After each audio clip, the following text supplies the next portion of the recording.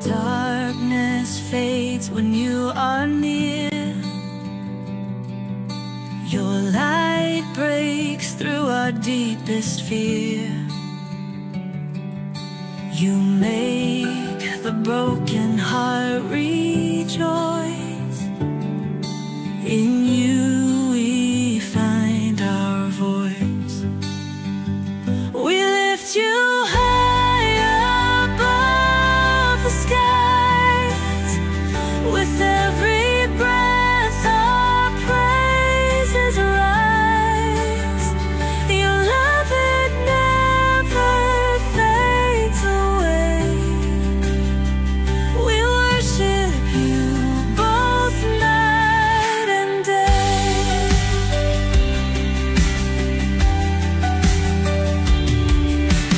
Chains are broken in your name. In you we are never the same. Your power flows like mighty streams, fulfilling all our dreams. We lift you high above the skies. With every breath our praises rise. Your love, it never fades away. We worship you both night and day.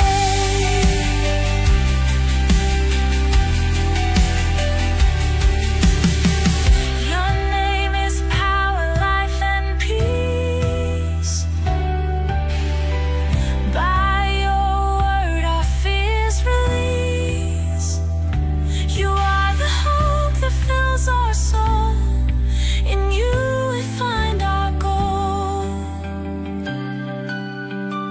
We lift you high above the skies. With every breath our praises rise. Your love, it never fades away. We worship you both night. Hello and welcome sa Russia TV mga kapatid, at meron tayong debate na magaganap ngayon between Prophetic Advent Ministry mga kapatid versus dito sa GGCC o Grace Gospel mga kapatid. So before natin, yung topic natin is si Kristo ay nag-exist lamang noong siya ay ipinanganak ni Maria ayon sa Biblia. So affirmative dito si Pastor Jeff T ng PEM at negative naman si Pastor Mords ng GGCC. So sa ating setup ng debate, yung 10 minutes na presentation, 7 minutes sa pagtatanong, 10 minutes sa rebuttal, 7 minutes sa second cross. Meron tayong 5 minute na final conclusion. Mauuna si negative, mahuhuli si affirmative. Sa ating sa ating rules mga kapatid, ay hindi naman sila bago sa atin, no? So summarize ko na lang. Rule number 1, yung 20 seconds na pagsagot. Rule number 2, yung categorical, at dapat yung unang lalabas sa bibig nyo ay yung categorical, at 20 seconds na explanation. Kung hindi malinaw, sasabihin ng moderators to satisfy yung nagtatanong kung ano talaga yung sagot niya. Rule number 3, yung 10 seconds explanation, at kung hindi kayo makapili or wala doon ang sagot nyo sa pagpipilian, 10 seconds yan pwede gamitin. Rule number 4, sagutin ang tanong na naaayon sa tanong. So kung meron tayong tanong na sino, probably magbibigay kayo ng pangalan. Kung ang tanong ay saan mababasa, so chapter and verse sa Biblia yan. At kung sasabihin niya ay wala, tinatanggap ko pa din yun as a valid answer. Rule number 5, limit sa first stand. So doon lang magtanong sa inilatag ng katunggali. At kung sinasabi niya na hindi ko pa nilatag yan or mga ganitong kahulugan mga kapatid, automatic next question ko yan. At sa rebuttal, doon na pwedeng itanong ang lahat, either nilatag or hindi inilatag. Rule number 6, dalawang warning galing sa akin, ay may disiplina yan. So 1 minute minus time yan. Rule number 7, isang objection lang at isang clarification every question at no objection during final conclusion. Rule number 8, no insult sa physical appearance mga kapatid. kasama na din doon yung mga pagmumura na alam natin. Pero labas doon kaya ng mga salitang demonyo, kulto, sinungaling, pwede pa yung mabanggit sa akin at iba pa ay maaring gamitin. Rule number 9, no challenge question. Ito yung mga tanong na kung mabasa ko or paano kung mabasa ko, talo ka na. So hindi ko papayagang maitanong yan kahit pa sumang-ayon yung kabilang panig. Rule number 11, disconnection time limit, 7 minutes lamang ako maghihintay. Rule number 12, bilang moderator, meron akong kapangyarihan magtakda ng bagong rules na hindi nakasaad dito kung ito lang naman ay kinakailangan. Rule number 13, bilang tagapamagitan, ako ay nagsisilbing tagapangasiwa lamang ng debate na ito at hindi ako responsible sa anumang pananaw, paniniwala o pahayag ng mga debater. Ang mga sagot ninyo at opinyon ay pananagutan ng mismong nagsasalita. Di rin ako mananagot sa anumang hindi pagkakunawaan, pagkasira ng relasyon o iba pang epekto dulot ng nilalaman ng debate. By the way mga kapatid, ako nga pala si Rasha Vista, ako ay isang Catholic, one of the member ng Templar of Truth at ako yung tatayong moderator, streamer, timer sa debate ngayon. So sumasang-ayon ba ang ating affirmative sa lahat ng nabanggit? At okay, at ating negative. Yes, ba? Okay, so before natin, thank you bro. So before natin simulan na ng ating debate, syempre gusto ko muna kayo magpakilala sa hindi nakakakilala. At syempre, saan ba nanggaling ang debate na ito, ang topic na ito? At kahit pwede nyo ikwento kung paano. At syempre, ano yung inaasahan ninyo sa inyong katunggali? So unahin natin ang ating affirmatibo. Pakilala ka kapatid.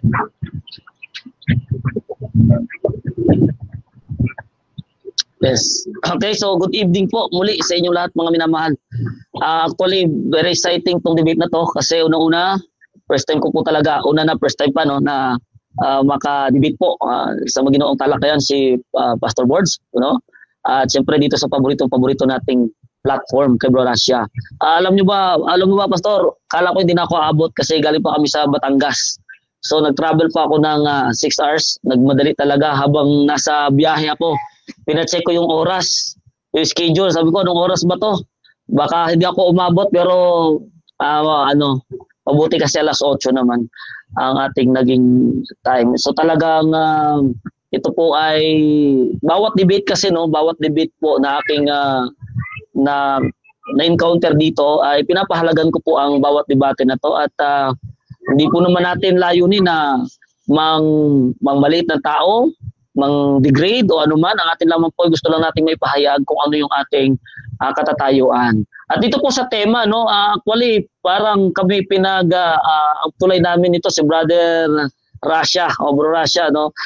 Kaya dito po sa tema na tinanggap ko yung alok na kung pwede ako mag-affirmative dito sa patutunayan natin na ang Panginoong Jesucristo ay umira lamang ay sa panahon o kay Maria lamang nagsimula. So tinanggap po natin yan bilang ating pong pananampalataya. So asahan niyo po mga kapatid, no, ang magandang talakayan ng ating Panginoon Jesucristo ay patutunayan natin yan na umira lamang po siya mula kay Maria. At inasahan din po natin siyempre na talagang makakuha din tayo ng puntos mula sa ating pong katunggali na si Pastor Boards. At siyempre unawain din natin kung ano man yung kanyang mga reasoning.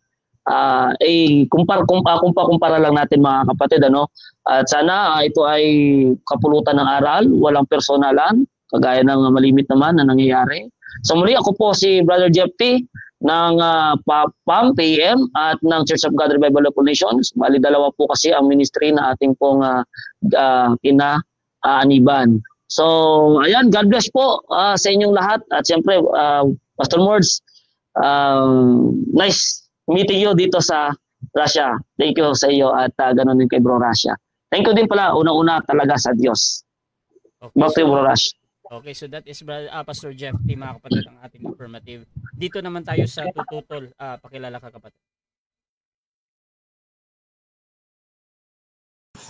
Okay, Brother Mordi Estrada from Grace Gospel Church, Del Monte, Talacugo, Nagusan del Sur. No, inaasahan ko po dito na magiging maayos ang talakayang ito.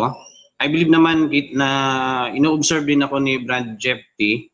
And then siya ino-observe ko rin. And I believe na mas magandang debate ang magaganap kung kami yung maghaharap.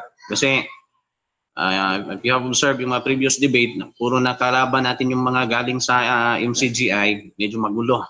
no? So gusto ko ng mas kalmadong debate. Anyway, no, so titindig tayo as in nasa negative po tayo dito. Patutunayan natin na yung existence ng ating Panginoong Jesucristo ay hindi lang mula doon sa kay Maria. So negative po tayo. Asahan po natin din ang magandang argument ng affirmative side, no? So hayaan na natin yung mga audience ng mga nanonood na pagtimbangin kung ano yung mga point ng debate na ito. But for us, it's all about reasoning. Kayo nang bahala magtimbang. At saka sa ating magaling na moderator, magandang gabi rin sa iyo at God bless para sa ating lahat. Project. Okay, so simulan na natin ang ating debate mga kapatid. Kung gusto niyo yung mga ganitong content, ganitong pag-uusap, pwede nyo i-share ito mga kapatid kahit sa inyong profile lang or mag-tag kayo ng friends mga kapatid, mag-mention kayo para mas madami pa makapanood ng mga ganitong debate. So again mga kapatid, ang pag-uusapan natin ngayon ay patutunayan ng ating affirmative na si Kristo ay nag-exist lamang noong siya ay pinanganak ni Maria. Ayon sa Biblia mga kapatid, Pastor Jeff T ng Prophetic Advent Ministry, 10 minutes, your time start now. So once again, magandang gabi sa inyong lahat mga minamahal na mga taga-subaybay dito sa Russia TV at kay Russia Vista na page. Magandang gabi po sa inyong lahat. Nakita ko na agad ang ating mga paboritong audience, no? Binabati ko pala. Number 1, Sister Emmy Alfonso, pambansang audience po ng debate yan dito sa Russia Vista. So magandang gabi sa iyo. Kapatid. Sa lahat na nandyan, hindi ko na nabanggit yung iba. At muli, magandang gabi sa ating napaka galang na moderator, hindi bias, at pambansang moderator ng bayan. At siyempre, sa ating pong makakapanaya o makakadiskusyon, kausap sa gabi ito, Pastor Mords, good evening po sa iyo. Okay, so simple lang po mga minamahal na mga kaibigan. Ang ating pong tatayuan, napakasimple lang po, na ating Panginoong Jesucristo ay umira lamang po sa kay Maria. Ano po yung mga rason? Okay. Hindi po tayo lalayo mga kapatid. Dito po tayo pupunta sa Lucas 1:30 hanggang 35. Dapat nating maunawaan, sino nga ba si Jesus? Ano po? Na ating pinag-uusapan. Bakit ko tinatayuan na ang Panginoong Jesus ay nagsimula lamang kay Maria? So ito po ay napakahalagang bagay. Ito po ang reason, no? Na ating makikita. Sa salaysay po na ibinigay ni Lucas, isinalaysay niya po dito kung paano nakipag-usap ito pong si Angel Gabriel kay Maria na isang dalaga at pinaniniwalaan nating lahat na siya isang berhen na hindi pa nakakaranas ng pakikipagtalik sa kahit kaninong lalaki. Ngayon, kinausap siya ni Angel Gabriel at sinabi sa kanya na ikaw ay magdadalang tao. Ang sabi dito sa talatang 30, at sinabi sa kanya ng anghel, huwag kang matakot Maria, sapagkat nakasumpong ka ng biyaya sa Diyos. 31, at narito, maglilihi ka sa iyong tiyan at manganganak ka ng isang lalaki. So klaro po dito mga kapatid, na sinasabi po ni Angel Gabriel kay Maria kung ano po ang mangyayari. Siya po ay maglilihi, magdadalang tao ng isa pong sanggol na lalaki. At tatawagin mo ang kanyang pangalang Jesus. So sino daw po yun? O ano itatawag doon sa sanggol? Tatawagin pong Jesus. So dito pa lang po, sa talata na ito, makikita na natin kung saan nagsimula itong ating Panginoong Jesucristo. Bakit merong umiral na pangalang Jesus? Kanino ito ibinigay na pangalan? Siyempre, hindi ka bibigyan ng pangalan kung hindi ka pa umiiral. Yung pangalan, ito po ay katawagan o pagkakilanlan doon sa ipanganganak pa lamang ni Maria. So nung mga oras na ito, actually, nagsasalita pa lang po si Angel Gabriel. Sinasabi niya pa lang kung ano yung mangyayari at kung ano ang itatawag na pangalan sa kanyang ipanganganak. So dito pa lang, dito sa unang dalawang talata, makikita na po natin ng pundasyon ng ating pong tinatayuan na ang ating Panginoong Jesucristo ay nagmula po kay Maria. Bakit? Sapagkat siya po ay isang lalaking sanggol na ipinaglihi at ipinanganak po ni Maria. At yun pong ipinaglihi at ipinanganak ni Maria yun po ang tinawag na Jesus. Kaya nga ang tema po natin, pinatutunayan natin ng Panginoong Hesus o itong si Jesucristo o tinatawag natin Kristo ay nagmula lamang kay Maria. Tuloy natin. Ang sabi dito, talon tayo, okay, diretso natin. 32. Siya'y magiging dakila at tatawaging anak ng kataas-taasan. So siya po'y tatawaging anak ng kataas-taasan. At sa kanya ay ibibigay ng Panginoong Diyos ang luklukan ni David na kanyang ama. So klaro din po ang sinasabi ni Angel Gabriel dito na si Jesus Christ ay magmamana ng luklukan po ni David. Okay? So ito po ay dito lang po yan sa lupa, no? Ang pinag-uusapan. Okay, excuse me. At siya ay maghahari sa angkan ni Jacob magpakailanman at hindi magkakawakas ang kanyang kaharian. 34. At sinabi ni Maria sa anghel, paanong mangyayari ito? Sa ako'y hindi nakakakilala ng lalaki. So hindi pa nga po siya nagkakasawa, no? Mag-aasawa pa lang. So sa madaling salita, dalaga, berhen. Nagtatanong si Maria, paano mangyayari sa akin ito? Na ako'y magkakaroon ng isang anak na ako'y hindi pa nakakakilala ng lalaki. 35. At sumagot ang anghel at sinabi sa kanya, bababa sa iyo ang Espiritu Santo at lililiman ka ng kapangyarihan ng kataas-taasan. Kaya naman, ang banal na bagay ay na ipanganganak ay tatawaging anak ng Diyos. So mapansin po natin, lahat po ng ginamit dito ay future tense. Nung nagsasalita po si Gabriel kay Maria, puro po future tense ang ginagamit dito. Tatawagin, no? Ang sabi, unahin natin, review natin, ang sabi doon sa talatang 30, ni Anghel Gabriel, huwag kang matakot Maria sapagkat nakasumukong ka ng biyaya sa Diyos. 31, maglilihi ka sa iyong tiyan. So hindi pa sa naglilihi, maglilihi pa lang. At manganganak, so future tense pa rin, ng isang lalaki. So dinescribe kung ano yung panganganak. At tatawagin mo ang kanyang pangalang Jesus. So tatawagin pa lang pong Jesus. So ibig sabihin, hindi pa umiiral ang Jesus bago ipanganak ni Maria ang sanggol na lalaki. Sapagkat maliwanag po dito na ang Jesus ay ipangalan, no, pangalan na itatawag kapag yung bata ay ipinanganak na. Okay, so yan po mga kapatid, ay napaka-klarong-klaro mga kapatid. At kung paano ito mangyayari, ay pinaliwanag sa 35 na ang sabi ni Gabriel dito, ito po ay mabubuo sa pamamagitan ng kapangyarihan ng kataas-taasan. Kaya sabi dito, lililiman ka ng kapangyarihan ng kataas-taasan. Kaya naman, ang banal na bagay na ipanganganak, so ipanganganak pa lang, ay ano po, tatawaging anak ng Diyos. So saka pa lang siya matatawag na anak ng Diyos kung iiral na siya dito sa mundong ito kapag naipanganak na po siya ni Maria. Okay. Ngayon, ay salamat Bro Rasha. Okay, ngayon, wala bang, kasi pre-existence, no? Ang magiging negative side dito ng ating kapatid na si Pastor Mord, siyempre patutunayan niya na may pre-existence. So ito mga kapatid, ano ba ang nag-exist before ipanganak ang Kristo? Okay. Ang nag-exist ay ang hula. Kagaya na lang ng nasa Isaias 7:14. Ano sabi sa 7:14? Isang tanda ay makikita.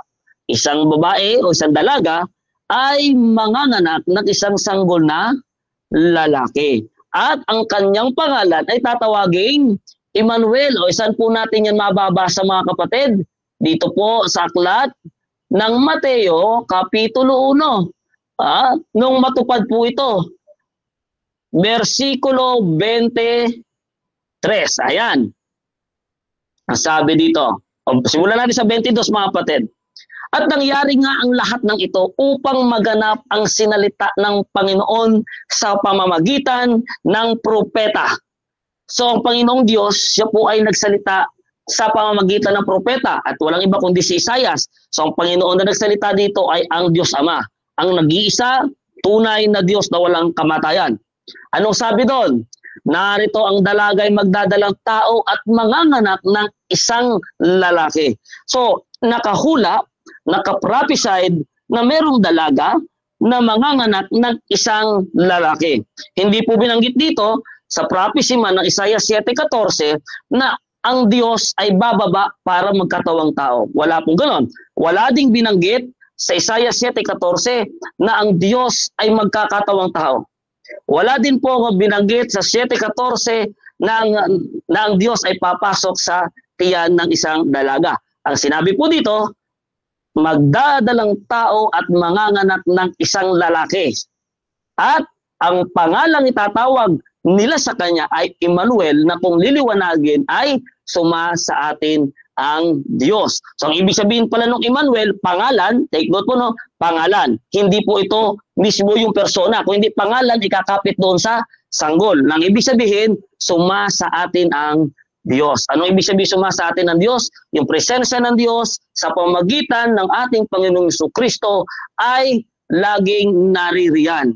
Ayan po ang ibig sabihin. So, conclusion tayo, makita natin ng ating Panginoong Jesucristo sa pamamagitan ng Lucas 1:30-35 ay napatunayan natin, mga kapatid, na nagmula siya ay kay Maria lamang. Okay, so diyan nagtatapos ang unang pahayag ng ating affirmative, Pastor Jeffrey. At dako tayo sa unang pagtatanong ng ating negative. Pastor Morge ng GGCC, 7 minutes, your time start. Salamat dun sa napakagandang presentation, Brad Jeffrey. Luke 1:30-35. Matanong ko lang po, Brad, naniniwala ka po ba na ang ating Panginoong Jesucristo mismo ay bumabang mula sa langit? Yes or no? No. No po, no po. Yun po ang aking sagot. No. Sige, next question po. Kung halimbawang siya mismo ang nagsabi, sasabihin mo bang mali ang sinabi niya? Yes or no? No. Maaring mayroon siyang kahulugan na dapat nating maunawaan na sinasabi niya na siya bumaba. Ano ba yung bumaba na sinasabi niya? Kaya lang, hindi ko pa naman po nagamit yon. Kaya ganun lang muna kaikli ang aking isasagot sa iyo. No po din ang aking sagot. Anyway, dahil hindi ka naniniwala na siya mismo ay nagsabi na bumaba siyang mula sa langit, sa palagay mo, ano kaya ang posibleng kahulugan nun? Wala po akong ginamit tungkol sa pagbaba niya mula sa langit. Sa ngayon po sa rules natin, kung ano yung aking nilatag, ay doon mo pwedeng itanong. So, siguro sa rebuttal, kapatid, bigyan nating pansin yan. Automatic, next question. Point of clarification kasi pinatutunayan mo na umiral lang siya nung ipinanganak siya ni Maria. Tapos, tinatanong kita ngayon, ang Panginoong Jesucristo kasi, regardless kung binanggit mo ito, hindi naman ako nagbanggit din ng talata, ang tinatanong ko lang, naniniwala ka ba na siya ay bumabang mula sa langit ayon sa lumabas sa bibig niya? So, ang sagot mo naman ay no. So, ang follow-up question ko lang doon, kung halimbawang lumabas yun sa bibig niya, paniniwalaan mo ba siya? Yes or no? 10 seconds po. May konteksto po kasi yun. Kaya dapat alamin natin kung ano yung konteksto para masabi natin na tama yung pag-unawa natin doon sa kanyang sinabi na bumaba mula sa langit. Kaya mamaya sa rebuttal, pwede po nating bigyan pansin yan, Pastor Morge. Okay. So isa rin sa nabanggit mo, Brad Jeffrey, Pastor Jeffrey, sabi mo hindi ka bibigyan ng pangalan kung di ka umiral. Paano po kung meron na siyang pangalan talagang Jesus na nabanggit doon sa Biblia, tapos doon pa nangyari ang event na yon, doon pa nangyari sa Old Testament, maniniwala ka po ba na nag-umiral na siya? 10 seconds. So maganda yan. So yan yung iyong tungkulin sa pagiging negative na ipakita mo mamaya sa Old Testament kung meron na ba doon ng Diyos na pangalan ay Jesus, no, na proper name niya. So tingnan natin, kapatid. Siya sa atin natin. Next question. Itong mga Luke 1:30-35 na binanggit mo, I believe naniniwala ka naman siguro, galing ito sa Textus Receptus, Alexandrinus, Sinaiticus, Papyrus 72. Naniniwala ka ba sa mga manuscript na yon? Yes or no? Yes, pero hindi masyado akong pamilyar, pero naniniwala ako. Next question. Yes. It doesn't matter. Kung ang mga manuscript na yon ay nagsasabi na ang ating Panginoong Jesucristo ay umiral na noon pang panahon na yon, wala pa si Maria, maniniwala ka po ba? Kasi pinaniwalaan mo yung manuscript eh. Yes or no? 10 seconds uli. Kailangan makita muna natin kung anong konteksto nung sinasabi mong talata para masabi ko kung tama yung ibig mong sabihin, baka mamaya iba yung ibig mong sabihin doon sa nakasulat talaga doon. Kaya kailangan natin alamin, ilabas mo yun mamaya para dyan natin yan share sa atin. Next question. Okay. So, ang sabi kasi ng iyong talata, magmamana ng luklukan ni David, tama? Tama yung narinig ko dun sa talata mo? Yes, sabi doon. Okay. Narinig mo na ba na sinabi ni David na siya Panginoon niya? Yes. Sinabi ng gawa sapagkat si David ay propeta. So ibig sabihin, pag sinabing propeta, pinagpahayagan ng Diyos ng mga magaganap sa hinaharap. So ibig sabihin, dahil ito hinaharap, so natupad nga sa panahon ng ipanganak na ni Maria at nung ipagkaloob sa ating Panginoon Kristo ang tungkulin na ito. Kaya nga po parapisi. Ibig sabihin, hindi pa nagaganap sa panahon ni David. Nakita pa lang niya ito bilang isang propeta. Next question. Okay, paanong nasabi ni David na ang tanong kasi ng Panginoon doon, tinatawag siyang Panginoon ni David. Paano siyang naging anak niya gayong siya'y Panginoon niya? Ay, maganda ang katanungan, bagamat hindi natin yan tinalakay, no? Paano? Okay, halimbawa kapatid. Halimbawa ikaw kapatid. Halimbawa yung anak mo naging presidente, hindi mo ba siya tatawagin presidente? Hindi mo ba siya igagalaw bilang presidente dahil anak mo siya? So ibig sabihin, yung kasing sinasabi doon tungkulin. Bagamat anak ni David ito, ang Mesias, ay binigay nga sa kanya yung kapamahalaan na higit pa kaysa kay David. So kahit anak niya ito, abay gagalang siya doon bilang tungkulin na binigay ng Diyos Ama. Next question. Doon din mismo sa Luke 1:30 to 35, ang sabi doon, maghahari sa angkan ni Jacob, di ba? So, according po sa Bible, saan po manggagaling yung maghahari sa angkan ni Jacob? Kay Maria lang ba o mula sa walang hanggan? Sa ating binasa, sa ating pong binasang talata, manggagaling siya kay Maria at kung dadagdagan pa natin ng ibang talata yan, galing sa lahi ni David. Next question. Okay. Sabi mo, ang Emmanuel ay hindi ang persona, kundi yung pangalan. Ang tanong ko po, yung Jesus po ba ay hindi mismo si Jesus? Hindi pangalan lang? Okay. Walang categorical doon, ano? Wala bang categorical doon? Okay. Okay, proceed. Okay, yung pangalan, kapatid, ito ay kinakapit na pagkakakilanlan doon sa persona. Di ba?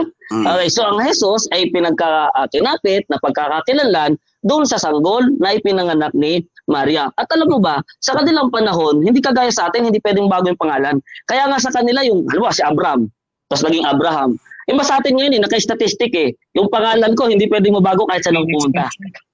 So, okay. Maniniwala ka ba bro na may talata sa Biblia na nagsasabi na si Kristo ay sinugo ng Ama? Yes, wala tayong diskusyon dyan. Naniniwala akong sinugo siya ng Ama. Ang tanong lang, ano ba yung pagkaunawa mo sa salitang sinugo? Dahil kahit na si Juan, sa 1:6 ng Juan, ay sinugo din po siya ng Diyos. Okay, so wala po tayong argument pagdating sa sinugo, 100% naniniwala ko sinugo siya ng Diyos. Next question po. Okay. Naniniwala ka ba na siya sinugo ng Ama bago siya pinanganak ng isang babae sa ilalim ng kautusan? Yes or no? Yes, by prophecy. Kaya nga po sa Deuteronomio 18:18, meron na pong prophecy na magbabangon ang Panginoong Diyos ng isang propetang katulad ni Moses. It doesn't mean na umiiral na si Jesus Christ per se, bago yung panganak ni Maria. But the prophecy, kasi pagkasugo, sabi mo. Next, okay. Okay, salamat. Tapos mga kapatid, Okay. unang Salamat ng ating negative sa affirmative. So shoutout muna sa ating nasa live. Nandyan si Roberto Reyes, John 8 verse 58, Jesus said unto them, verily, verily, I say unto you, before Abraham was I am. Finish. Shoutout din kay Prince Joel Sikot, Overcomer. Sabi niya, may Jesus na name nasa OT Bishop Mords, Hebrew 3 verse 18. Shoutout din kay Gerson Gomonid. Kung ani nga debate, okay. Shoutout din kay Jeriel Espinosa, who hath delivered us from the power of darkness and hath translated us into the kingdom of dear Son, in whom we redemption through His blood, even the forgiveness of the sins. Ayan, shoutout din kay Darrell Arangers, patay daw. Shoutout din kay Kuis Christian, sabi niya, Jesus Christ is the Alpha and Omega, beginning and the end. At dito kay Hens Bretanola, Galatia 4:4, ang sinasabi rito ay isinugo muna ang anak, Kristo, bago ipinanganak ng isang babae sa ilalim ng kautusan. Patibay lamang na ang nag-exist na si Kristo bago pa ipinanganak ng babae at sa kautusan. Shoutout din kay Jonathan Orieta. Sabi niya, salamat sa pagkakataon na maghayag na si Jesus ay pinanganak ni Maria. Walang talata sa lumang tipan na may Diyos na dalawa o Diyos na nanganak. Bro Mords, hindi pwedeng dagdagan ang pangyayari ng pinagmulan ni Jesus. Siya nagsimula nung matupad ang hula. Shoutout din kay Lily Susmena. God bless Brother Jeff T. Eric Nogas. Shoutout from Masbate, Bicol. Shoutout kay Jeriel, kay Eme Alfonso. Bro Jeffrey, parang ang view sa view ako ni Bro Mords dahil na din sa XMCGI ako at nauunawaan ko. Ayan. So, mga kapatid, tuloy-tuloy tayo dito at dako tayo sa unang pagtindig ng ating negative. Brother Mords, your time start now.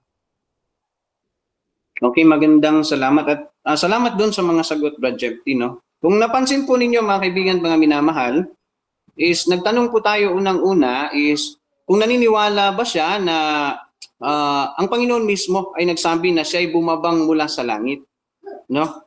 Ang sagot niya hindi siya naniniwala. No, siyempre pag sinabi niya 'yan, automatically magninigit siya sa sarili niyang pinapatunayan. Natural, expected natin na no yung kanyang sagot. And then sabi din niya, hindi daw bibigyan ng pangalan kung di ka umiral. Hindi pa umiral. So it means umiral na nga kaya nagkaroon ng pangalan. Tinanong ko siya kung naniniwala ba siya sa Papyrus 72, Codex Sinaiticus, Vaticanus, Alexandrinos, old manuscript kung saan galing yung Bible na ginagamit niya. Sabi niya naniniwala naman daw siya. Actually po, doon po sa mga codex na yon, mababasa po ang pangalan ng Panginoong Jesucristo. No? Mababasa po yon. At kahit po, tingnan nyo po sa inyong mga interlinear ngayon, meron din po. Meron po tayong mababasa. Mamaya ipapakita natin yan. So sabi niya, magmamana ng luklukan ni David. Actually po, present tense po yun. Sinabi ng Panginoon sa aking Panginoon. Di ba? Present po yun. Kaya po, hindi po pwedeng prophecy pa lang. Ang Panginoon na nga yung mismo nagsabi na hindi siya magiging anak ni David dahil Panginoon nga siya ni David. Dahil nakita ni David sinabi ng Panginoon sa aking Panginoon. No? So makikita po natin, nagkakaroon po dito ng, kumbaga, inconsistency doon sa stand. But anyway, dahil nga po limitado po yung ating pagtatanong doon sa stand niya, mamaya idadagdag natin ulit, i-refresh natin at bibigyan natin na ng talata. However, this time, magpre-present ako, Bro Rasha, ng aking PowerPoint. Bro Rasha? Bro? Di kita marinig. Okay. Okay, X ko muna to, no? Okay, ayan, no? So bakit may pre-existence? I'm sorry. Okay, bakit may pre-existence ang ating Panginoong Jesucristo? Unang-una, matatandaan po, nagtanong po tayo kanina, no, na naniniwala ba siya ng Panginoong Jesucristo ay bumabang mula sa langit? Nandyan po yung talata sa screen. Ang Panginoong Jesucristo mismo ang nagsabi, sapagkat bumaba akong mula sa langit. Hindi po makakababa yung propesiya lang. Kasi po, itong bumaba na ito, ang word po na bumaba ay isang action word. Hindi po makakababa ang hindi pa nag-exist, kaibigan at mga minamahal. No? Pag sinabi pong bumaba, yan po ay isang action word. Hindi po siya ibinabalang sa langit. Bumaba po siya mula sa langit. Kaya kung wala pong pre-existence, hindi po siya makakababa. Kung propesiya lang siya, paano siyang bumaba? Action word niya, akong bumaba, akong mula sa langit. Alam nga naman, hindi siya yung bumaba, magiging kasinungalingan yan. Di ba? Hindi upang gawin ko ang aking kalooban, kundi ang kalooban ng nagsugo sa akin. So isinugo nga siya, kaya siya bumaba. No, ibabalik natin dito.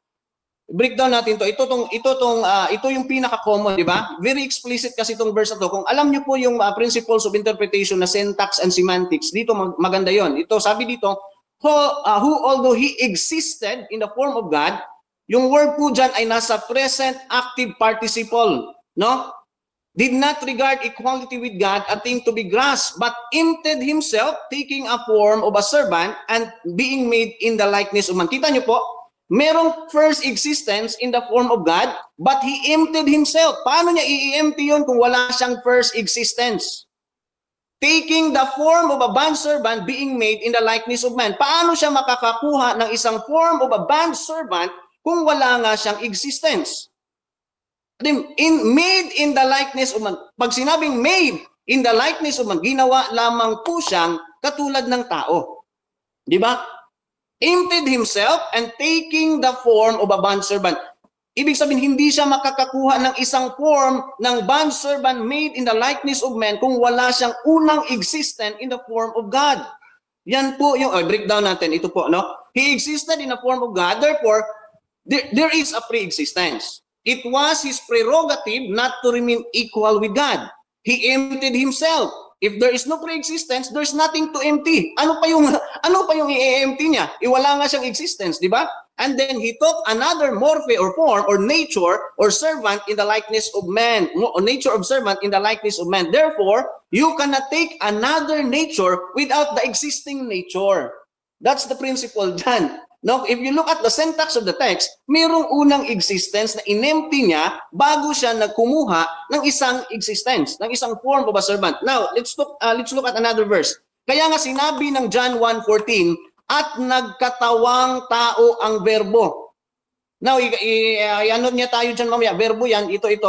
The point there is that yung word kasi na nagkatawang tao dyan, yung verbo, nakita at tumahan nila, alam natin yung pangalan niyan, ang Panginoong Jesucristo yan eh. Pero yung word na nagkatawang tao or ginomai doon sa Greek is an action word. Kung verbo lang po talaga yan, paano po siya magkakatawang tao?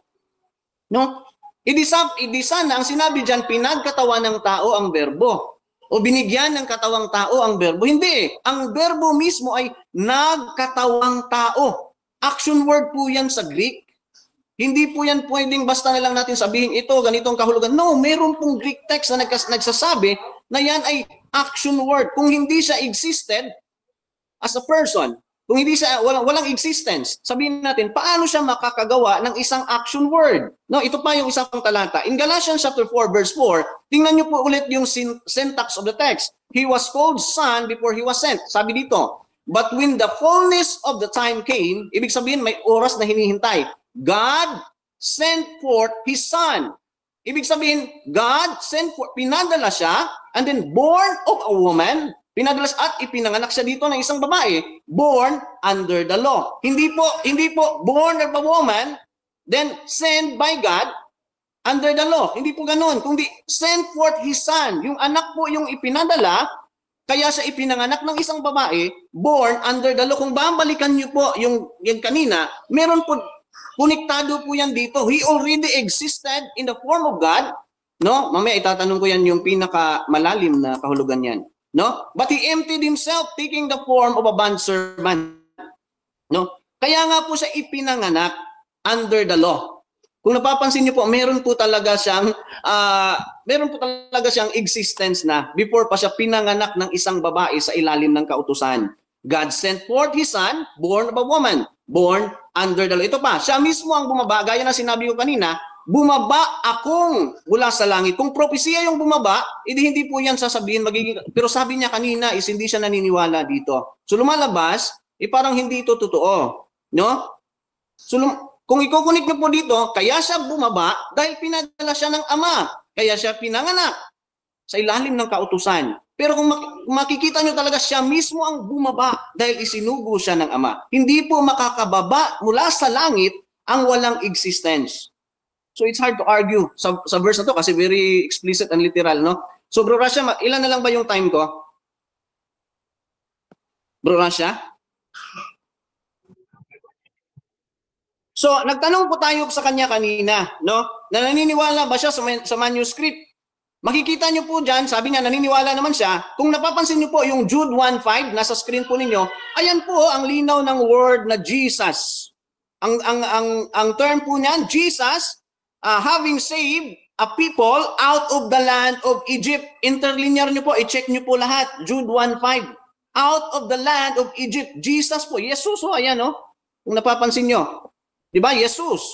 So, ibig sabihin, sabi niya kanina, hindi ka bibigyan ng pangalan kung di ka umiral. Ibig sabihin, dahil may pangalan ito, may pre-existence nga. At ito po ay nakasulat sa Papyrus 72, which is sinasang-ayunan niya naman, sa Codex Sinaiticus at Vaticanus, malinaw na nandun to. Ipapakita ko yan mamaya sa rebuttal ko. No? So, malinaw na ang talatang ito ay nagpapatunay ng pre-existence. Dahil paano siya makakapagligtas ng kanyang sangkatauhan? Alam nga naman, tututulan ko ito. Yun yung sinulat ng mga writer eh.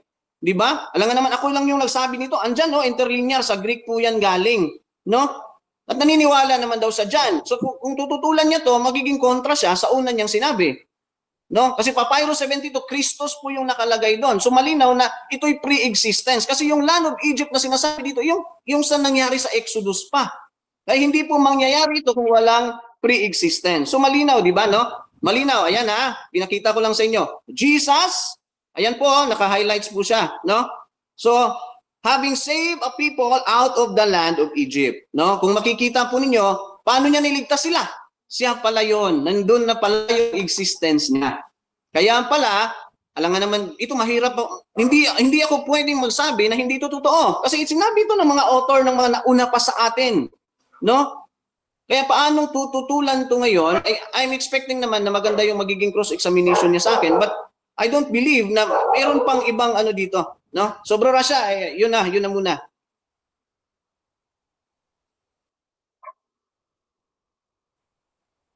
Diyan nagtatapos mga kapatid ang unang presentasyon ng ating negative. Brother Mords ng GGCC. At dahil tayo sa unang pagtatanong ng ating affirmative. Pastor Jeff P., 7 minutes, your time start now. Yes, rinig ako? Dinig. Okay, ready ka na, Pastor Mords? Okay, salamat. Okay, salamat. Ang gusto kong balikan yung huling ginamit mo, Jude chapter 1 verse 5. Binanggit mo dito, yung salita kasi dito na mailigtas ng Panginoon, yung mailigtas, yung salitang ligtas dito, ang sabi mo, ito ay Jesus. Tama o mali? Sabi po ng nagsulat, kasi po pinakita ko po sa screen na meron pong Jude 1.5 talaga sa ancient manuscript, even Codex Vaticanus at saka Sinaiticus at Papyrus 72, sila po yung nagsulat niyan. At saka binasa ko lang po. Okay. No?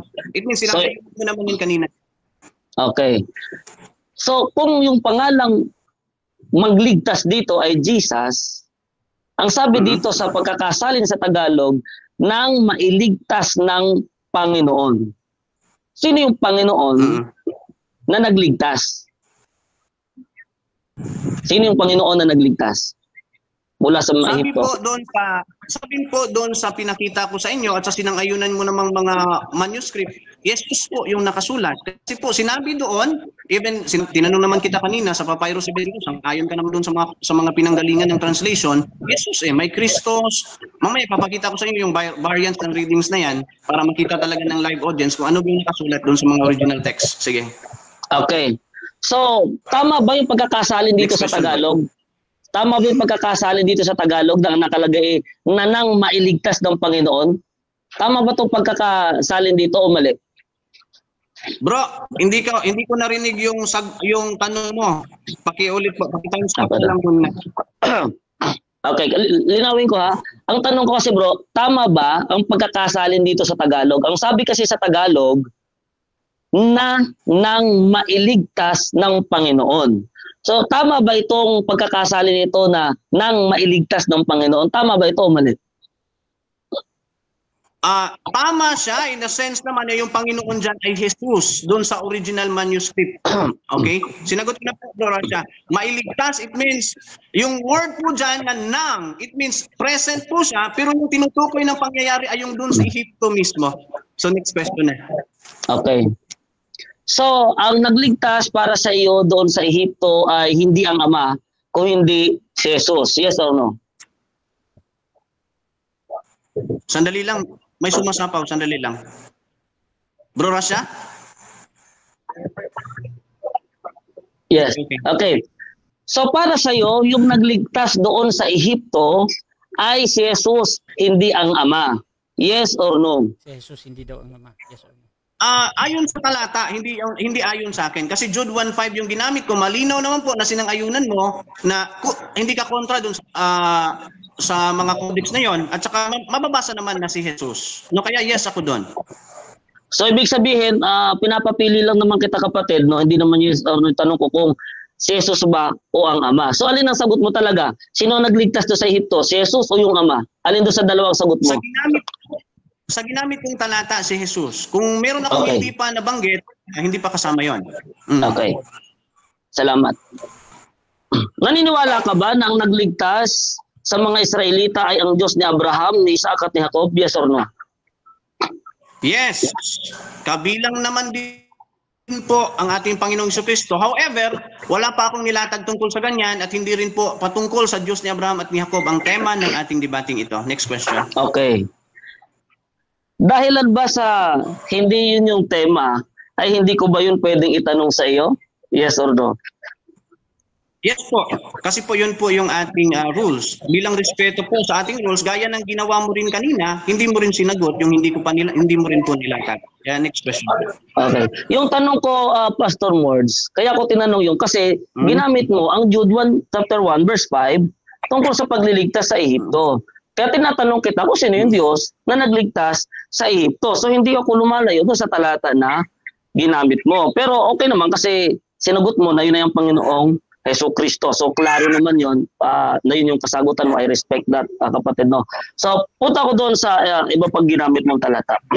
Balikan natin yung Juan 6:38. No? Ginamit mo yung Juan 6:38 na ako'y bumabang mula sa langit.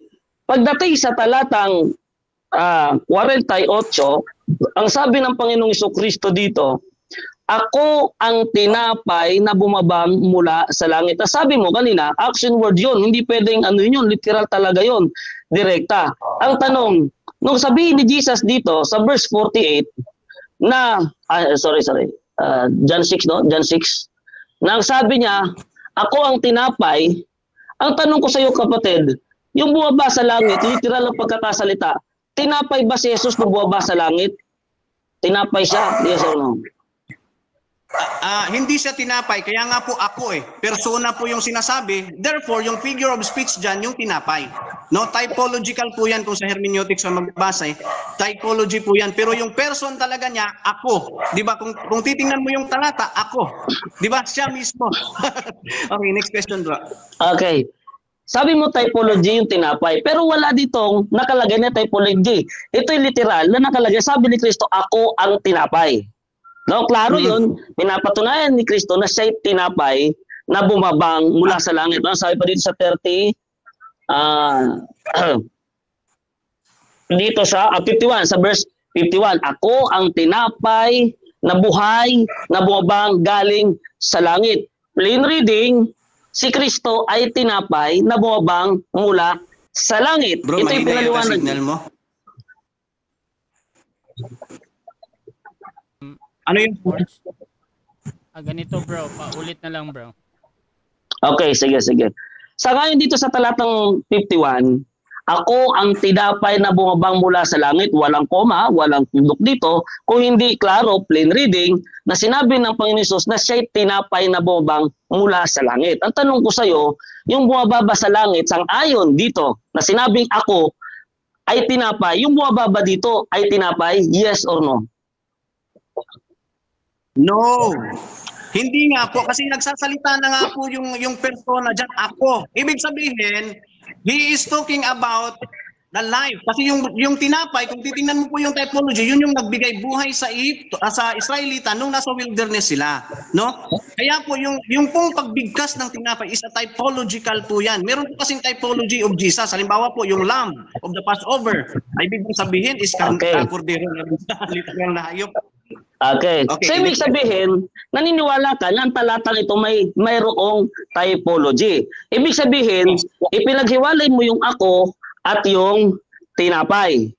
Pinaghiwalay mo yung ako at yung tinapay. Sangayon kay Jesus, ano ba talaga yung bumaba na sinabi niyang ako? Sangayon sa letra por letra sinabi niya dito, alin ang bumaba? Tinapay ba o hindi tinapay? Ay, ang linaw, hindi tinapay. Ako. Typology nga po, bro. Kasi po, pag sinabi pong... Time na, bro. Okay, so dyan nagtatapos Bitin. first stage ng ating debate. So, shoutout muna sa ating nasa live kay April Jane. Sabi niya, type yung tinapay na bumaba, anti-type yung si Christ yung bumaba. Foreshadowing yun. Shoutout din kay Kuis Christian. Kahit ano pang retoke mo, bro, walang mag-iba. Shoutout din kay Jeramel Amlon, Pastor Jeramel, sabi niya, nako, gusto niya iliteral na tinapay. Anong tinapay yan? Binangkal? Shoutout din kay Pastor Eric Villanueva. Itong si Jeff T, tumatakbo ito sa debate namin dati. Dahil nakapag-isip-isip ito na kapag lumaban ulit ay tiyak mas malala pa ang abutin na aral nito about sa Godhead or one God. Ayan. Shoutout din mga kapatid kay Inom na lang tayo tubig. Roberto John Reyes. Ano nga kung makita ninyong umaakyat ang anak ng tao sa kinaroroonan niya ng una, Juan 6:62. Shoutout din kay De Mateo Arnaldo. Kahit ano pang paliwanag nyo, sulpot pa rin kayong lahat. Shoutout din kay Amy Alfonso. Basta kahit di ako same sa view ni Bro Jeff T, love ako niyan kasi nandun yung respeto niya. Kahit kaiba-iba ang paniniwala natin, but doesn't mean isasara mo na tenga mo sa mga against faith mo. Shoutout din kay John Christian Peto. Isa lang ang Diyos ni Abraham, hindi tatlo. John Garcia, sabi niya negative. Sabi ni Apple Jomarlo, ingon ani unta kahanay. Shoutout din kay Jeriel Espinosa, for in the dwelt all the fullness of the Godhead bodily. Colossians 2 verse 9. Shoutout din sa ating mga nasa live. Kay Brother Mario ng MCJ, Bro Jeff T, hindi nag 10 seconds si Morge. Doon mo dalhin. Wala. Okay, wala yung comment. So mga kapatid, tuloy-tuloy tayo dito. Brother Jeff T, 10 minutes ulit. Rebuttal, your time start now. Okay, so maganda, no? Maraming salamat. So salamat sa iyo, Pastor Mord. So yan lang naman ang gusto kong mga talakayan. Okay. So bigyan natin pansin to mga kapatid, wag na nating patagalin. Ginamit po ni Pastor Mord yung John 6 verse 38. Nang sabi dito, sapagkat bumaba akong mula sa langit. Okay. So ginamit niya yung salitang bumaba akong mula sa langit at idiniin niya na ito daw talaga si Kristo. Literal, physical, katawan, kasi sinabi ni Kristo na ako'y bumabang mula sa langit. Pero nung tanungin natin siya dito sa John 6:51, ang sabi ni Kristo, ako ang tinapay. Ang nangyari, yung tinapay, ginawa niya ng kahulugan, pero yung ako'y bumaba, yung ako, inihiwalay niya. Pero sabi dito, klaro, ako ang tinapay. So ibig sabihin, kung i-contextualize po natin ito mga kapatid, at kung alam natin, yung tinatawag na messianic prophecy, yung sinabi ni Jesus Christ sa 38, mga kapatid, ito po ay isa pong mahiwagang salita. Ano? Hindi po okay, meron kang literal na nabasa, ayun na ang kahulugan. O, example, doon sa aklat ng Mateo, sabi ng Panginoon Hesus, letra por letra kay Pedro, sinabi ni Jesus kay Pedro, lumagay ka sa likod ko, Satanas. Klarong-klaro yun, wala namang pagpapasubali doon. Si Pedro, si Satanas. Ibig sabihin ba, dahil literal na sinabi ni Jesus Christ yun, kay Pedro na si Pedro si Satanas, si Pedro na bumismo si Satanas, hindi po ganon. Kaya nga ipinaliwanag dito, no, ng Panginoon Jesucristo ano ang kahulugan ng kanyang salita na bumabang mula sa langit. Abay, klaro po ang sabi niya doon sa talatang 51, ako ang tinapay na buhay na bumabang o nabubang galing sa langit. So ito pala, itong chapter 6 ng John, lalo na mula sa 38, tumutukoy po kasi ito sa tinapay, yung salita. Kaya nga po sa ginamit niya yung John 1:14 kanina, no, ginamitan na naman niya ng Greek. Actually, wala mo kung problema kahit literal o ano yung pagkakasalita dyan. Tandaan natin, gaano man kaliteral yan, it's always subject for interpretation. Kaano pa po kaliteral ang pagkabasa mo dyan, yan po ay kailangan pa rin unawain by interpretation at by context, biblical context. So, dito, klaro, no, hindi po literal na pagbaba ang pinag-uusapan dito. Kung hindi, yung tinapay ang bumaba. No? Ay, kapag binasa nyo pa nga po dito, sabi dito, kung ang sino man ay kumain ng tinapay na ito, siya mabubuhay magpakailanman. Pagdating po sa baba, ang sabi ng Panginoon Jesucristo, yung kanyang laman, ay yun yung tinapay. Tunay na pagkain, yung kanyang dugo ay tunay na inumin. Literal yun. Di ba? Pero bakit kahit gaano ka-literal yung pagkakasalita, ayaw naman natin inom ng alak, ng dugo ni Kristo? Walang dugo tayong iniinom. Bakit kahit gaano ka-literal yung pagsasalita ni Jesus Christ? Yun, inuunawa natin. Kasi hindi ibig sabihin na may literal ka nakita, ayun ang kahulugan. Uunawain natin. So ano po yung ibig sabihin nun? It's a symbolic prophetical word ng ating Panginoon Kristo na yung kanyang mga kaharap hindi ito maintindihan, no? Sabi pa nga niya, pakaikainin niyo yung aking yung aking laman. Kaya sabi ito sa verse 60, marami nga sa kanyang mga alagad nang kanilang marinig ito ay nangagsabi, matigas ang pananalitang ito. Sino ang nakakarinig noon?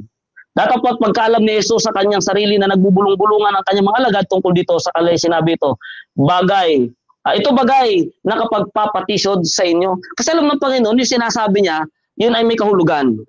Alam niyo may kahulugan yun. At anong kahulugan? Ang sabi sa 63, pinaliwanag din ng Panginoon Kristo Ang Espiritu nga ang bumubuhay. Sa laman ay walang anumang pinakikinabang.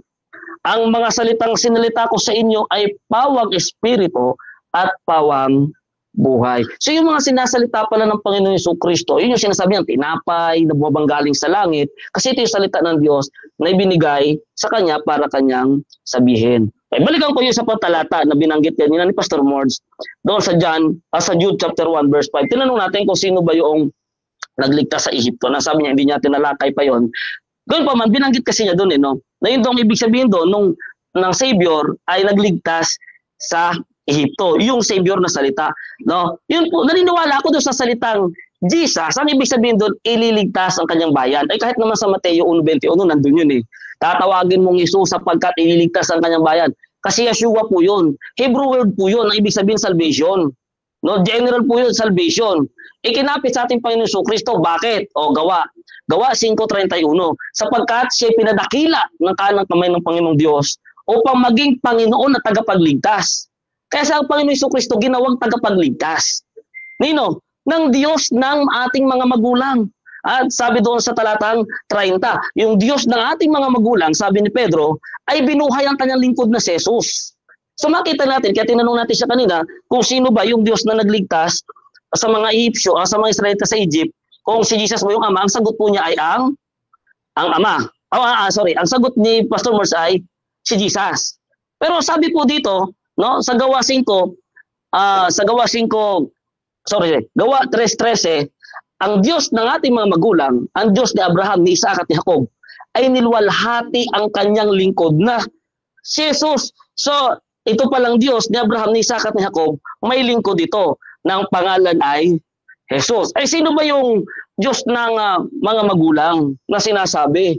Ay sabi po sa Juan 8:54, sabi ng Panginoon Kristo, tungkol sa aking Ama, na sinasabi yung siya inyong Diyos. So mismo yung mga Hudyong kausap niya, sinasabi niya na yung kanyang Ama, yun yung kinikilalang Diyos ng mga Israelita. At klaro din, sinabi din ng Panginoong Kristo yan. No? Na yung nagbigay ng tinapay doon sa ilang, nandito din naman yan sa John 6 Yung nagbigay ng tinapay sa inyo, sa inyong mga magulang sa ilang, sabi, ang Ama, ang aking Ama, ang nagbibigay ng tinapay na buhay. So tagapagbigay ng tinapay ay ang Ama, both spiritually at yung nangyari sa ilang. So, hindi po si Jesus Christ, no, inaasahan natin kanina kasi sabi niya, nasa Old Testament, may mababasa siya doon na pangalang Jesus, no? Sinabangan natin kung ano ba talaga yung pagkakasabi doon. Kasi tayo po mga kapatid, hindi naman tayo tumatay dito para saraduhan yung isip natin. Kung ano man ang ipahayag ng ating mga katunggali dito, sinisiyasat at sinasaliksik natin kung tama ang pagkaunawa.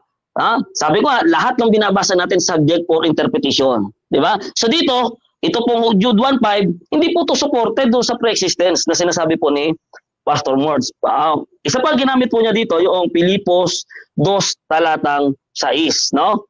Ang sabi dito, bagamat siya ay nasaan yung Diyos, ay hindi niya inaring panangnan. Ang ginamit ng translation yung emptied himself. No? He emptied himself. Ang tanong, kailan ba sinulat ang Pilipos? At kailan nangyari ng Panginoong Kristo ay nasa kalagayan Diyos, ngunit hindi niya ginamit yun at siya ay nag-anyong alipin. Yung mga Pilipos ay sinulat ng ating Panginoong Kristo ay nakakita sa langit, dapat natin po maunawaan yung tinatawag na plan of redemption. Babo, sa plan of redemption po kasi, meron po kasi yan ng restoration of all things. Restoration of the lost image and likeness of God in humanity. Kaya ang sinasabing form po dyan, bagamat ibang termino ginamit dyan, form, no? Kung di ako nagkamali, Pastor Morpe, tama ba ako? Ang ginamit dyan? Ayan. Yan po yung nangangahulugan kapag unawain natin ang Bible context dyan, doon po sa Hebrews chapter 1 verse 3, siya po tinawag naman na, salamat bro, express image of the Father. No? So, kailan ba si Jesus Christ nag-express image of the Father? Nung siya po ay pinanganak na ni Maria dito, siya po yung naging ikalawang Adan, sabi po doon sa 1 Corinthians chapter 15. Siya po yung second Adam. So si Adam, the first Adam, sa ngayon sa 1:26 ng Genesis, siya po yung image and likeness. Siya po yung original image and likeness ng Diyos na create na tao. Because of sin, dahil sa nagkasala, kaya po, ang ginawa po ng Diyos sa kanyang plan of redemption, i-redeem niya si Adam. No? Kaya yung po nawala kay Adam yung glory, image and likeness, ito po ay ikinapit sa ating Panginoon Jesucristo. Ang tanong, kailan nangyari yun? Before pa yung panganak ni Maria? Yun po salitang anak ng Diyos. Kung makita niyo po yung salitang anak ng Diyos, ginamit natin kanina, ang sabi doon sa 1:35 ng Lucas, tatawaging anak ng Diyos. Hindi po ba? Kasi nabi tatawagin, hindi pa natatawag. Hinihintay natin na i-rebat ni Pastor Mords yung talatang ginamit ko. Hindi naman po kasi ginawa-gawa ko yun. Binasa ko po yun sa 1:30, mula 30 hanggang 35, na sabi doon, tatawagin ang pangalang Jesus. Tatawagin. Sino tatawagin Jesus? Yun pong sanggol na ipanganganak. So ibig sabihin, hinihintay natin na kanyang i-rebat yun at pagulaanan niya na yung nakalagay doon na tatawagin ay natawag na. Kaya nga kanina, hinihintay natin yung sabi niya na may mababasa na sa Lumang Tipan ay tinawag ng Jesus. No? So nakita ko yung Jude 1:5, hindi po siya angkop doon. No? Kasi hinihintay natin sa Old Testament. Hinihintay natin sa Old Testament. Eh ginamit pa rin po niya, Jude, sa New Testament pa rin. So ibig sabihin, subject for interpretation and understanding na naman ito. Alam natin, hintayin natin sa kanya. Kung nasan ba talaga sa Old Testament, no? Na may umiiral na doon na dalawang Diyos na isa'y pangalan ni Jesus. Okay, so dyan nagtatapos ang rebuttal ng ating affirmative. Dako tayo sa second cross ng ating negative. Brother Mords ng GGCC. Your time start now. 7 minutes.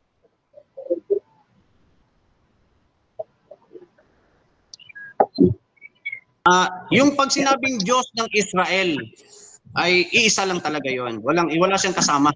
Yes or no? Yes, klarong-klaro po yan kapatid. Sa unang kautusan, Exodus 20 verse 3, huwag kang magkakaroon ng ibang mga Diyos sa harap ko. At maraming talata, kagaya sa 2 Kings, chapter 19 verse 15, no? Hindi ako nagkamali. Ang Diyos ng Israel, siya lamang ang Diyos, siya yung lumikha ng langit at lupa. Sa Deuteronomy 4:35, 39, wala nang iba. So yung wala nang iba po, klaro po yun, wala na talagang iba. At sa unang Kronika 20:17, nandun din po yan. Next question po. Sa Isaiah 52:12 is may nabanggit po dyan na Lord of Israel, God of Israel at saka YHWH. Babasahin ko po yung talata. Ang sabi dito, sapagkat kayo'y hindi magsisilabas na nagmamadali o magsisilabas man kayo natakas sapagkat ang Panginoon, YHWH, ay mapapahuna sa inyo at ang Diyos ng Israel ay magiging inyong bantay sa likod. Alin dito yung sinasabi mong Diyos? Yung YHWH na nasa una o yung Diyos ng Israel na bantay sa likod? Iisa lang yan kapatid, kung makikita mo, ginamit yan puro colon at semicolon. Negative? Malinaw po, kahit semicolon po yan, ang function po kasi ng semicolon is pinag-ugnay niya yung dalawang phrase na hindi po, na nagkakaroon ng magkaiba pong ideya. It means contrasting idea ito. May isa na nasa una at may isa na nasa likod. Alin po dyan ng Diyos ng Israel? Alin daw doon? Affirmative, meron ka bang counter-objection? Wala na. Sasagutin ko naman yun eh. Sasagutin ko naman po yun. Okay, so alin daw doon bro? Proceed ka bro. Pareho po yun. Isa lang kasi yun eh. Ang sagot ko nga doon, iisa lang po yan. No? Ayan ang sagot ko kapatid. Ulitin ko. Yung kasi yung pinakita, ikaw na mismo nagsabi, yung nasa taas pangalan, YHWH. Description yung nasa baba, Diyos na Israel. So yung YHWH, yung Diyos ng Israel. Klarong-klaro naman dyan kahit isa talata kapatid. Walang pinapakita dalawang Diyos dyan. Isa lang dyan, ang Diyos. ang Diyos ng Israel na tinawag na YSWH. Next question. Okay. Sabi ng talata, sapagkat ang Panginoon ay magpapauna sa inyo, semicolon, then the contrast is, at ang Diyos ng Israel ay magiging inyong bantay sa likod. Bakit pa sasabihin merong nauuna at merong sa likod kung iisa lang din naman pala? Okay. 10 seconds. Hindi yata napansin ni Pastor Mords na ito po ay meron po itong narrative. Si Isaias ay nagsasalita na sinalita daw ng Panginoong Diyos sa kanya at the same time sinabi din ni Isaias na ang Diyos ng Israel ay magpapauna. Kay Isaias, ang sabi niya sa Isaias 46 verse 9, sabi mismo ni Isaias, ang sabi ng Diyos, pakinggan niyo Israel, alahanin niyo mga dating bagay ng una sapagkat ako'y Diyos at walang iba liban sa akin. So ibig sabihin, hindi pwede na magkakaroon ng banggaan dito. Magiging sinungaling ang Diyos kung sinasabi niya na sa ibang talata niya kay Isaias na walang iba liban sa kanya, pagkatapos pagdating dito meron pa palang iba. Magiging sinungaling ang Diyos niyan. Ay hindi pwedeng magsinungaling ang Diyos. Next question. Ang tanong ko, bakit pa sinabi na merong isa sa likod at isa sa harap kung pareho isa lang din naman pala yun? Bakit inisa-isa pa? Yun yung point ng tanong. Sige, pakisagot po. Anong pakiulit niya? Ano ibig sabihin? Ano yung pakilinaw nga? Bakit may? Ang point ko, Brad Jeff, bakit inisa-isa? May mapapauna at may nasa likod na magbabantay kung pareho din naman pala. Okay. Oh, salamat. Bakit nga ba? Okay, tandaan natin, ang ibig sabihin lang kasi dyan, na ang Diyos ng Israel, siya yung nangunguna sa kanila, at kahit sa likuran nila, binabantayan sila. Hindi naman nag-iibig sabihin na dalawa ang Diyos dyan.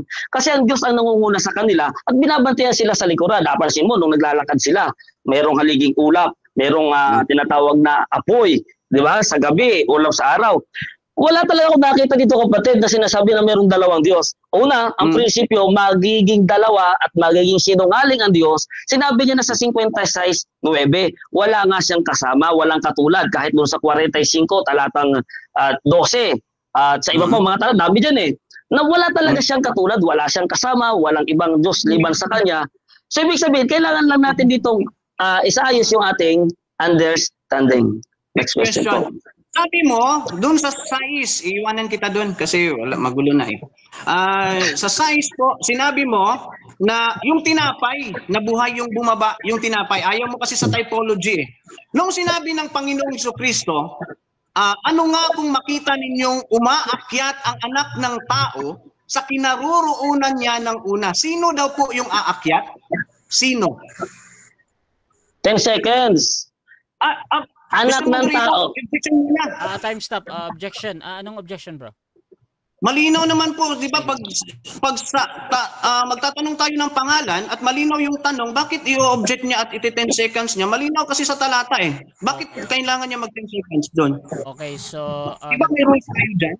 Oo, so nagtatanong ka doon sa technicality ng 10 seconds. Pastor Jeff T, meron ka bang counter objection before ako mag-clarify? Wag na bro, Okay. Pagbigyan na lang natin yung gustong sagot ni Pastor Words. Pagbigyan na lang natin. Okay, O, dali nung take usap. Okay. Ganito. Sa 10 seconds kasi, ayon sa ating rules, kung hindi masagot ng direkta or hindi ka makapili ng sagot sa 10 seconds ka. So, pero gusto kong malaman muna yung decision ni Jeff T kasi sabi niya pagbigyan sa pagsagot. Gagamitin mo yung 20 segundo, bro? Yes, gagamitin ko, kapatid. Okay, so ganito. Brother Morge, paulit nga yung tanong, bro. Ang sabi ng 62 ng John, ano nga kung makita ninyong umaakyat ang anak ng tao sa kinaroroonan niya ng una? Sino po yung umaakyat? Na sinasabi ng talata. Sino yun? Okay. Ang sabi po dyan, anak ng tao. Ang prinsipyo po ng Biblia, pag anak ng tao, ito po'y tao. Ipinanganak po ito. Sinagot ko. Wait lang. Ganito. Isang objection lang every question, mga kapatid, ha. Ngayon, pero, ganito, Brother Jeff T, sa tanong na sino, bro, naghahanap ito ng pangalan or noun. However, Brother Morge, hintayin mo yung 20 segundo niya, bro. Pag wala siyang mabanggit, pwede ka mag-object. Again, Brother Jeff T, 20 seconds ito. Sino daw? Proceed. Sinagot ko na po, Mr. Moderator. Sang-ayon sa talata, anak ng tao. Klaro po doon sa talata eh, anak ng tao. Ang prinsipyo, pag anak ng tao, tao ito, anak ito ni Maria at ni Jose. Kaya dapat ang unawain ni Pastor Morse dito, ano yung ibig sabihin ni Kristo na yung anak ng tao ay umakyat sa kinaroroonan niya Next question. ng una. Okay. Next Yung question. anak ng tao na umakyat sa kinaroroonan niya ng una, ano po ba yung kanyang pangalan? Ang pangalan ng anak ng tao ay ang Panginoong Jesucristo. Maliwanag, ang tinatanong mo, anak ng tao. Yung anak ng tao, klaro, sa Lucas 1:30 hanggang 35, ito po ay ang Panginoong Jesucristo, pinanganak ni Maria, tinawag na Jesus. Hindi po pre-existence yun. Next question. Next question. Therefore, dahil umaakyat ang anak ng tao na ang ating Panginoong Jesucristo pala, doon sa kinaroroonan niya nung una, ibig sabihin, siya din yung bumaba mula doon. Yes or no? Yes or no? Okay, no. No. That is a typology. Ikaw nga nagsabi, no? Ikaw mismo nagsabi kanina. Actually, ako sinabing, hindi ako niniwala sa typology. Pinaliwanag ko nga kanina, kung nakikinig ka, sabi ko, may kahulugan ang John 6. Objection, proceed. Malinaw kasi yung Brother sagot Marks? natin. Inamin niya na po kasi kanina na itong anak ng tao dito ay ang ating Panginoong Jesucristo na umaakyat sa kinaroroonan niyo ng una. Bakit nung bumaba, hindi niya aaminin na siya pa rin yun? Okay. So, Hindi siya yung kinaroroonan ng una. okay. So, nag-object ka doon sa sagot. Brother Jeff T, proceed bro. Counter tayo. Pastor Morse, wag ka masyadong natataranta. Bakit? Sumagot naman ako, klaro naman yung sagot ko. Hintayin mo matapos yung sagot ko. Okay. Di ba? Kasi may paliwanag naman ako eh. Kung hindi mo matanggap yung paliwanag ko, okay lang yan, nasa iyo yan. Ang mahalaga, sinasagot ko ayon sa katanungan mo at ipinapaliwanag ko ayon sa paniniwala ko. Okay. So, dito mga kapatid, ang importante lang sa moderator yung sagot ni Brother Jeff T na no. Pero doon sa pagpapaliwanag, kahit pa nagsisinungaling siya dito or nagsasabi ng totoo, tuloy-tuloy pa din yan. Pastor Jeff T, 20 segundos sa iyong no. Proceed, Pastor. Yes. Naniniwala kasi ako na ang salita ng ating Panginoong Jesucristo niyan ay hindi literal. Madaming sinasabi ang Panginoong Jesucristo na pagbabasa mo parang literal. Halimbawa, sa 1:8, nung sabihin sa kanya, sino ka baga? Ang sabi niya, yun pa rin aking sinabi sa inyo simula ng una. Pero sa talata 29, hindi ko nagkakamali, o 27. 20 seconds. Next question. Therefore, Last 40 seconds. Naniniwala ka na yung anak ng tao na umaakyat, no, na makikita nila ay may unang kinaroroonan bago siya bumaba. Yes or no? No. Sabi ko sa iyo, may kahulugan po yun. May kahulugan yun, Pastor Morse. Huwag kang tumawa. May kahulugan yun, pinaliwanag ko sa iyo. Typology yan. Hindi yan literal na ibig sabihin ng Panginoong Jesucristo. Mamaya, tatanungin kita mamaya dyan. Abangan mo. Kanina, nung tinanong kita about sa tinapay, typology, ayaw mo akong paniwalaan kasi tinapay talaga yung bumaba. Ngayon, ang umakyat ay ang ating Panginoong Jesucristo na, bakit ka pumupunta sa typology na kanina ayaw mo naman talaga sa sagot kong typology? Bakit ganon? Objection, Mr. Moderator. Ako lang mag-object na yun. Okay. Wala po ako sinabi kanina na kinukontra ko siya sa typology, sa tinapay. Okay. No? Medyo may pagka, si Pastor Morse, may pagka-twisting. Wala po ako sinabi na yung tinapay ay hindi typology. Ang sabi ko sa kanya kanina, bakit pagdating doon sa tinapay, gagawin niyang typology, pero yung ako, gusto niyang iliteral. Ayaw niyang tanggapin na literal na tinapay ang bumaba. Siya po yung inaano ko doon, Pastor. So, ang objection dito doon sa premise, hindi daw niya yun sinabi. Brother Morge, counter objection, bro. Marinaw po sa kanyang pagpapahayag kanina. Di ba nang nag-rebuttal siya, ang binigkas niya, tinapay yung bumaba. Kasi kung sasang-ayon siya sa akin, type na ang Panginoong Jesucristo yung bumaba, tapos na yung debate. Okay. Kaya bakit siya ngayon nagta-typology na siya? Ngayon, ang pag-akyat naman yung tinatalakay natin. Di ba malinaw na valid talaga yung tanong? Okay, so ganito mga kapatid. Iba-iba yung version, pero sa moderator hindi ako judge. Depende na yan sa audience kung sinong nagsasabi ng totoo or nagsisinungaling. Pero sa tanong talaga, kahit pa nagsasabi ng totoo or nagsisinungaling, yung nagtatanong dito, tinatanggap ko yun as a laging question ba. Pero kung merong something doon sa tanong, may 10 seconds tayo, pwedeng gamitin. Pakiulit mo na, Brother. Proceed, bro. Okay, ang sabi ng talata, anak ng tao, ano nga kung makita ninyong umaakyat ang anak ng tao sa kinaroroonan niya nung una. Malinaw sa talata na ang anak ng tao na sinasabi mo, ang Panginoong Jesucristo, ay mayroong unang kinaroroonan. Titindigan mo pa rin ba ito o hindi mo ito titindigan? Okay, proceed. Okay, 10 seconds. Proceed. Gusto kong i-rebut yung sinabi niya kanina. No, na ako daw hindi niwala sa typology. Kung nakikinig si Pastor Mords, kinunklusion ko 6:63. Time. Na yung, okay. 7 minutes time. Okay, so dyan nagtatapos mga kapatid ang second cross ng ating negative sa affirmative. Dako tayo mga kapatid sa negative presentation. Pero bago yan, shoutout muna kay Jeriel Espinosa. Sabi niya, oo ka, dungog jud ko, gusto anang affirmative literal. Karon nikalitrag tuo sa typology. Shoutout din kay Roberto Jun Reyes, may kahulugan ba o may palusot? Shoutout din mga kapatid kay Leo G. Labandero, naku po, literal daw ang tinapay na bumaba. Shoutout din kay Jose Tarayo, Acts 7:45, hindi Acts 4 verse 7, clerical error. I'm sorry. At Hebrew 4 verse 8. Shoutout din kay Pastor Brian Badao, go bro Jeff T, and God bless to both debaters. Shoutout din kay Pastor Iggy Boy Kilat. Uuwi na naman ang GGC na undefeated sa debate. Hahays. Shoutout din kay Jeriel. Mutuo naman dainig typology. Shoutout din kay Jonathan Orieta. Mali ang sinasabi mo, bro Mords. Hindi pinansin ang sagot sa iyo. Shoutout din kay Emmy Alfonso. Sarap makinig sa ganitong debater. Gising na gising ka. Spiritual knowledge ito. Shoutout din kay April Jane. And God said, let us make man in our image after our likeness. Our equals plural. Shoutout din kay Pastor Eric Villanueva. Tumakbo na yan sis sa nakaschedule na debate namin dahil sa nga inabot ng matinding phobia. Kaya nakapag-isip-isip yan na tumakbo na lang. Shoutout din mga kapatid kay Jamaica Sara. Good evening daw.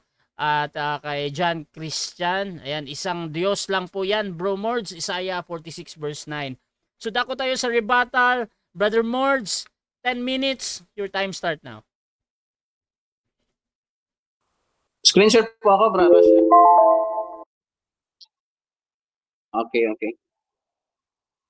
Okay. Saglit lang bro Okay, dito po tayo no. Nakikita bro? Dinalakay natin to kanina. Kasi po, nung dito pa tayo sa itaas, binabanggit niya na tinapay lang daw yung bumaba. Kasi yung tanong natin dyan, naniniwala ka ba ng ating Panginoong Hesukristo muna, ang ating Panginoong Hesukristo mismo ay nagsabi na ako'y bumabang mula sa langit. Diba? Yun yung pinakaunang tanong natin sa kanya. Ito yung 6:38. Sapagkat bumaba akong mula sa langit. Sino yung bumaba? Hindi naman pala siya naniniwala sa talatang ito. Kasi yung paniniwala niya kanina, tinapay yung bumaba. Kaya nga po sigurado tayo na ayaw niya sa typology. Kasi no yung sagot niya sa 6:38. Diba? Ito yung tanong natin. Diba? Naniniwala ka ba? Ito yung unang tanong na sinabi na ang ating Panginoong Hesukristo mismo, akong bumaba mula sa langit. Ang sagot niya, no. Yan yung first answer niya. Review niyo po yung debate. Sinungaling po ako kung hindi no yung sagot niya dyan. Kaya pinipilit niya tayo ngayon na hindi typology, literal na tinapay. Ginamit niya yung 51 dito. No? Ginamit niya po ito. No? Ito ang tinapay na bumabang galing sa langit. No? Ito yung ako ang tinapay na buhay na bumabang. Ito yung mga binanggit niyang talata. However, pagkarating po dito sa 62 kasi, magkakaroon po ng butas kaya dumiritso siya sa 63. Kung napansin niyo yung presentation niya, ito po yung 62. No? Ano nga kung makita ninyong umaakyat ang anak ng tao sa kinaroroonan niya ng una? Kaya po sinabi yan, dahil sinabi po kanina sa 38 na basahin talaga natin, sapagkat bumaba akong mula sa langit. Kaya po hindi po nakapagtataka kung sabihin sa verse 62 na ano nga kung makikita ninyong umaakyat ang anak ng tao sa kinaroroonan niya ng una. No? So it means may una nga itong kinaroroonan, doon siya nanggaling at bumaba, kaya siya ipinanganak ng babae.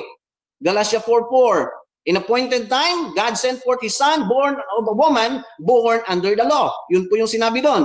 Kaya nagtanong tayo dito kanina na sino po yung anak ng tao? Sabi niya ang Panginoong Hesukristo. So naniniwala pala siya na mayroong kinaroroonan ng una ang Panginoong Hesukristo. Kasi paano niya ba ipapalusot ang talata? Bibigyan niya ng ibang kahulugan?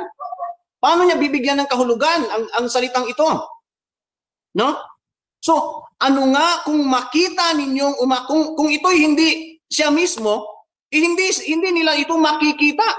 Malinaw, di ba, dun sa Acts 1, nakita nila silang umakyat, aasahan na ganun din siya pagbalik kung sa kanyang second coming. Ang sabi dito, ano nga kung makita ninyong umaakyat ang anak ng tao sa kinaroroonan niya ng una. So it means, literal talaga na umakyat siya doon at literal din yung kanyang pagbaba, born of a woman. No? Born under the law. Hindi, kanina, kahit po, balikan niyo po yung debate, I'm sorry, Pastor Jeff Tino, pero nagiging inconsistent ka talaga doon. Kasi kanina, nagliliteral ka doon sa tinapay. Pinapaliwanag ko nga sa iyo yung typology niya. No, kagaya po yan ng Lamb of the Passover, hindi naman po si Kristo, hindi naman po siya tupa talaga na literal. Pero ginagamit sa kanya yung Lamb of the Passover. No, the living bread, typology po yan, type and anti-type po ang tawag dyan. No? Mamaya, kung matitingnan natin kung gaano kakalalim dyan sa typology. Kaya nga dito, ano nga kung makita ninyong umaakyat ang anak ng tao sa kinaroroonan niya ng una, merong pre-existence. Malinaw na malinaw yan. At saka, sabi niya kanina, ito na, yung sa Jude. Ginagamitan niya tayo ng translation sa Tagalog. Basahin niya natin sa King James Version, ang Jude 1:5. Sabi dito, hindi daw. Sabi diyan, I will therefore put you in remembrance, pinapaalala. Do you once knew this? Gayong naaalala na, yung alam na naman ninyo ito. How that the Lord, yung Lord po dito, kung titingnan niyo po kanina sa pinakita ko po sa inyo, ay Jesus po yan. Having saved, past tense po, having saved the people out of the land of Egypt, afterward, destroyed them that believe not. Alam nga naman sasabihin mo, sa future pa ito mangyayari. Pastor Jeff, I'm sorry, you are taking the verse out of context. Malinaw na malinaw yung ating stand, no? Gaya ng pinangako ko po sa inyo, ipapakita po natin na meron po talaga, no? Ito po 'yon. Iisa-isahin natin, no?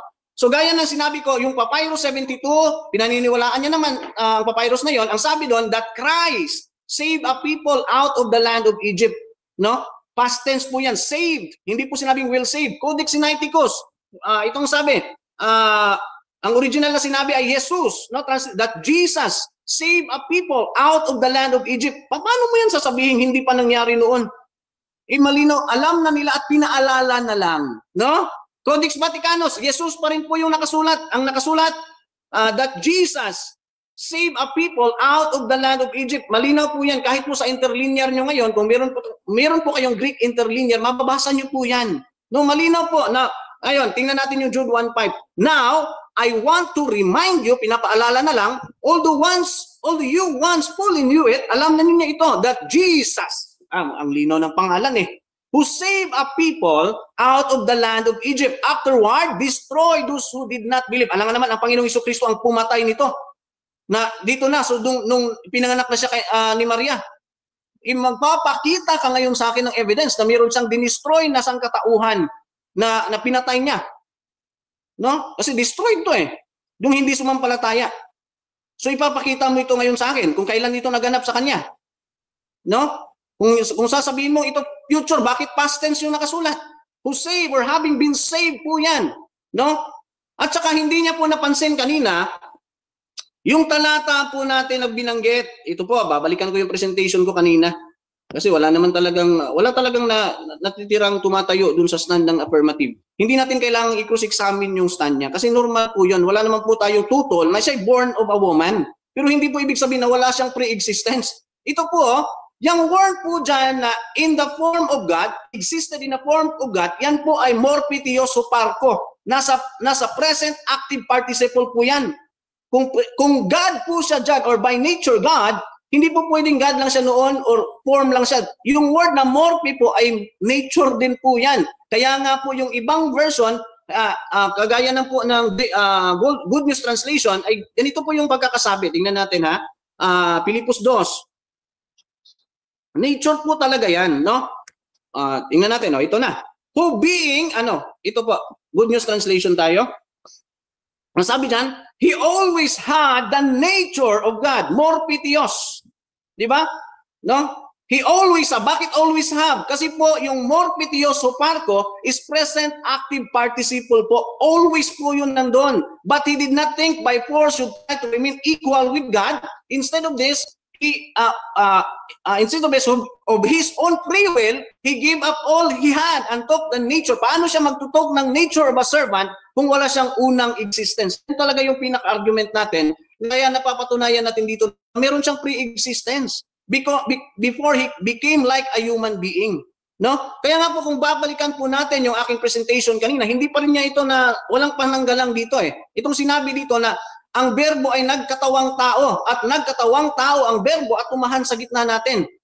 Malinaw naman pala ito eh, naniniwala naman pala siya na yung nagkatawang tao, hindi naman pwedeng hindi makagawa ito ng action. No? In fact, nakita ko yung debate niya dati na ginamit niya yung Tyndale translation sa John 1:1-2-3 na it. Actually po, hindi mo magagamit yan sa akin. Kung gagamitin mo yan sa akin, magkakaroon ka ng problema dyan. Pinaghahandaan ko yan. Tandaan mo. No?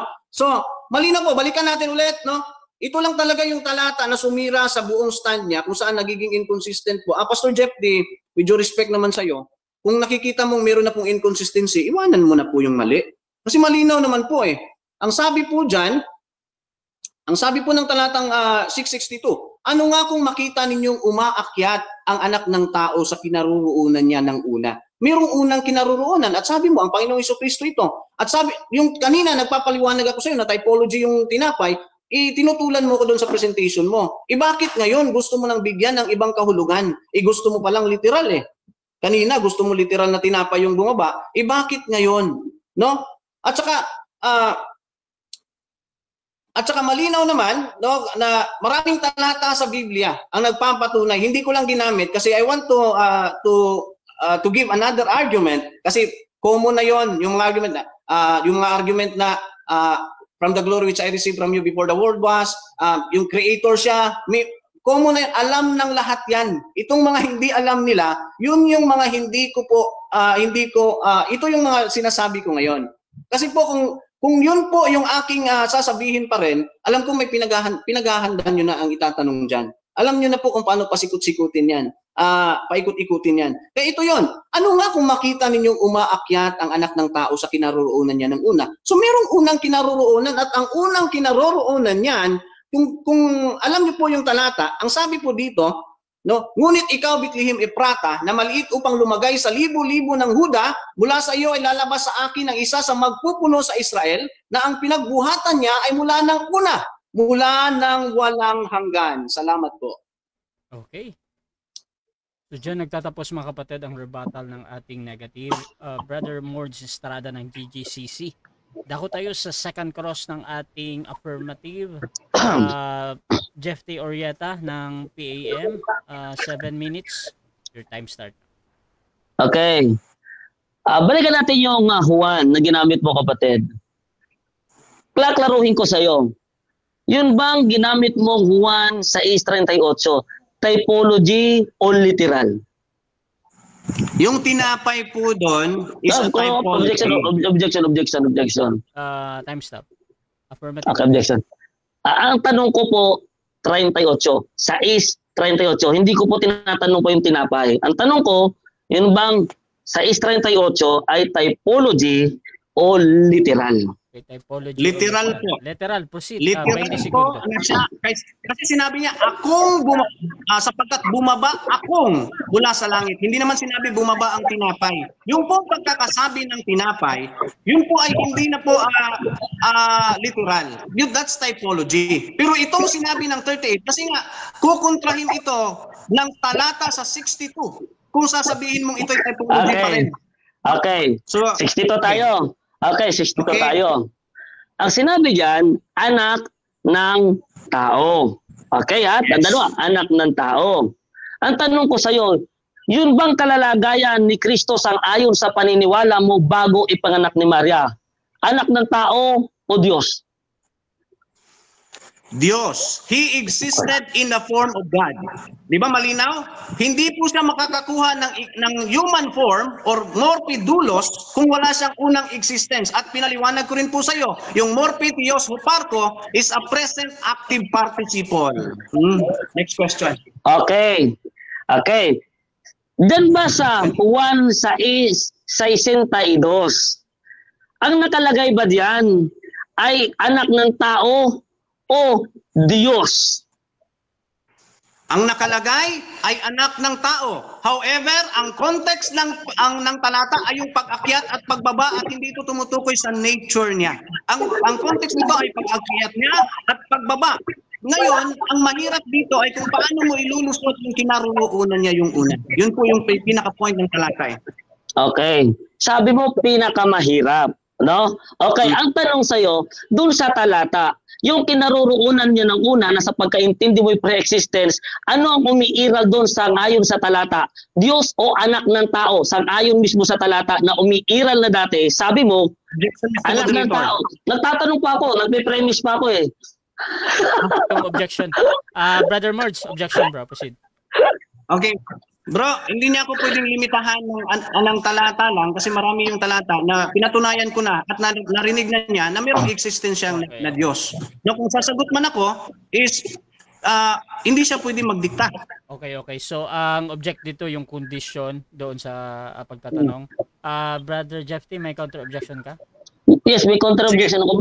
Bakit mo sinasabi nagdidikta? Nagtatanong pa nga lang ako, nag-o-object ka na. Okay. Para kinakabahan ka yata. Okay, Di ba? Okay. So, ganito. Wait lang.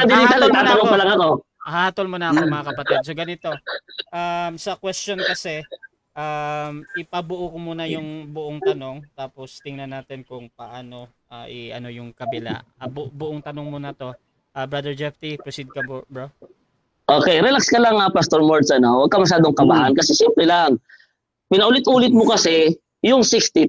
Ngayon parang gusto mo wag na ako magtanong doon. Bakit kinakabahan ka ba doon? Ang tanong ko sa'yo, kinakabahan ka ba doon o hindi? Okay, sagot. Hindi. Wala pang debater na nakakapagpakaba sa akin. Okay. Dahil hindi ka pala kinakabahan doon, tatanungin uli kita. Sa ngayon sa pagkaunawa mo, yung 62, may kinalalagyan na ng una. Sa mo, may kinaroroonan ng una. Ang ginamit dyan, anak ng tao. Ang tanong ko sa iyo, sangayon sa talata, anong kalalagayan nung naroon na ng una? Diyos ba o anak ng tao? Diyos ang una niyang kalagayan doon. However, nung magsalita siya sa talatang ito, ay nakikita siya bilang anak ng tao. Malinaw naman po yung talata kanina ng Filipos 2:7. He existed in the form of God and he emptied himself and took a form of a servant. Bago siya nagkumuha ng form of a servant, he already existed in the form of God. Next question. Sabi ko sa'yo eh.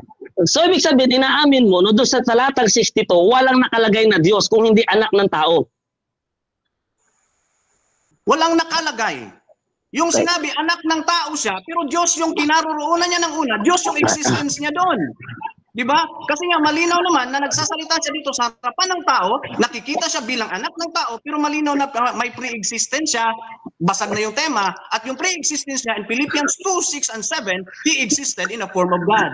Next question.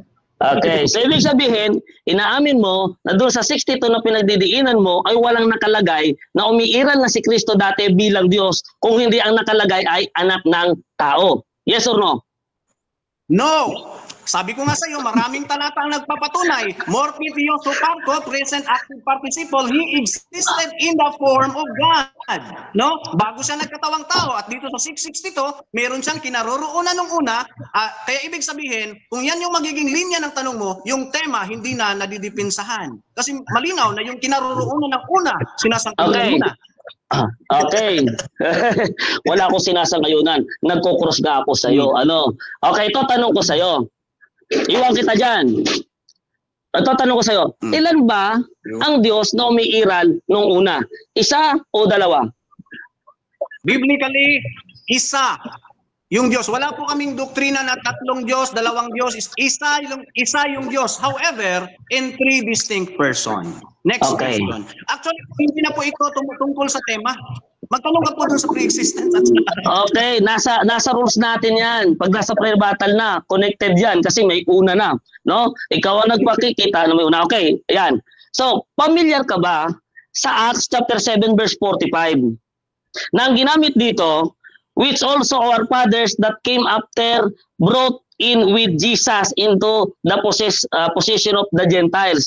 So, pinag-uusapan dito, yung paglabas nila sa Ehipto, ginamit dito na si Jesus daw ang nagpamana sa kanila. Familiar ka ba dito? Hindi masyado. Okay. Dahil hindi ka familiar dito, ibig sabihin, alam mo ba na yung Jesus dito, kapag binasa mo sa Tagalog ay Josue? Yes, Josue. Wala pong problema kung Josue. Pero however, yung atin pong tinitindigan kanina na John chapter 1 verse 5, malinaw na Christos po siya. Christos sa Papyrus 72. Kaya kahit Josue o ano man yung pagsasabihin mo dyan, hindi mo madidebunk yung Papyrus 72 na Christos yung nakasulat sa Jude 1:5. Next question. Okay. So ibig sabihin, okay. Last 40 seconds. So itong, balikan ko na doon sa tanong ko sa iyo kung ilan Diyos, no? So inamin mo na ito, hindi mo familiar. So ibig sabihin, mamaya na ako sa doon. So, ang Diyos na kinikilala nyo ay isa lang, sabi mo. Sino yung kinikilala nyo yung Diyos na umiiral na sa panahon ng Egypt, na nilabas ang Israel? Ang Ama o ang Anak? Okay, Mr. Moderator, objection muna bago ko sasagutin. Mr. Moderator, yung iisang Diyos ko po ay pinaliwanag ko po na nasa 3 persona. Therefore, hindi niya ako pwedeng papipiliin lang dun sa Ama at Anak dahil malinaw na po yung 3 persona na binanggit ko, ang Ama, Anak at Espiritu Santo. However, hindi po ito yung tema ng debate kung ilan yung Diyos. Ang tema po, yung pre-existence of Christ. Napunta na po sa ibang topic. Out of topic po yan. Irrelevant question. Next question. Objection dito yung out of topic. Brother Jeff T, meron ka bang counter objection or hahati? Yes, may counter ako, bro. Oo. Hindi po ito out of topic. Kasi unang-una, ang pinapatunayan niya, umiiral na si Kristo, Old Testament bilang Diyos, nandun yung Diyos. Okay, so tinatayuan ko kasi dito na si Kristo umiral lang dito sa bagong tipan. Di ba? Okay. So siya kasi yung tumatayo na Diyos siya doon eh. Kaya nagtatanong ako doon sa Diyos na pinapatunayan niya doon. Okay. Kung ilan yung Diyos doon, kung sino yung doon. Kaya hindi po yung out of okay, so ganito. Usually kasi sa out of topic na yan, basta yung nagtatanong kasi laging kino-connect niya yung pagtatanong niya doon sa pinaka-topic. Lagi ko siyang ina-approve ba. However, meron tayong 10 seconds na pwedeng gamitin kung talagang para sa ibang panig is out of topic. Pero sa akin yan, valid na tanong. So, brother, Mords, ilan daw yung Diyos? Isa ay ipaulit mo yung tanong kasi sasagutin mo siya. Sige, paulit Pastor Jeff. Okay. Sino ang Diyos na kinikilala mo na isa doon sa panahon ng Egypt nung labas ang mga Israelites? Ang Ama o ang Anak? Both po, ang Ama at ang Anak at ang Espiritu Santo. Okay, next question. So ibig sabihin, sino yung nagsalita na huwag ka magkakaroon ng ibang Diyos sa harap ko? Sino nagsalita nun? Ang Ama, ang Anak o ang Espiritu Santo? Okay, ang Diyos. Wala pong binanggit doon kung Ama ba yun, Anak o Espiritu Santo. 7 minutes time. Okay, so dyan nagtatapos mga kapatid ang second stage ng ating debate. At dako tayo sa final conclusion. Pero bago yan, shoutout muna sa lahat ng nag-comment dyan kay Ralph Dalman. Sabi niya, ang Ginoo isara pero naay tulo ka persona. Bunot, bagol, o bukumit, ug imo nang usabot kong tawag ana.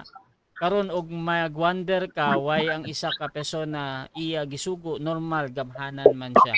Shoutout pod kay Pastor Iggy Boy, Trinity na ang topic ng affirmative. Shoutout din kay Daryl Dave, kailan ba naging Diyos si Kristo? Nung pagkasilang pa lang niya? Question mark. Shoutout din kay Emmy Alfonso, Bro Jeff T, baka naman pwede mong patusin si Bro Eric. Then Godhead pa ata topic, ganda nun pag-aralan, malalim kasi talaga yan yun. Shoutout din kay Pastor Jeramil Amlon, sabi niya talo si Jepoy. Shoutout din kay April Jane, sabi niya sequence of events ba existed in the form of God, nagkatawang tao number 2. Shoutout din kay Jonathan Orieta, Bro Mords, bakit sinabi mo sa talata ka lang sumagot?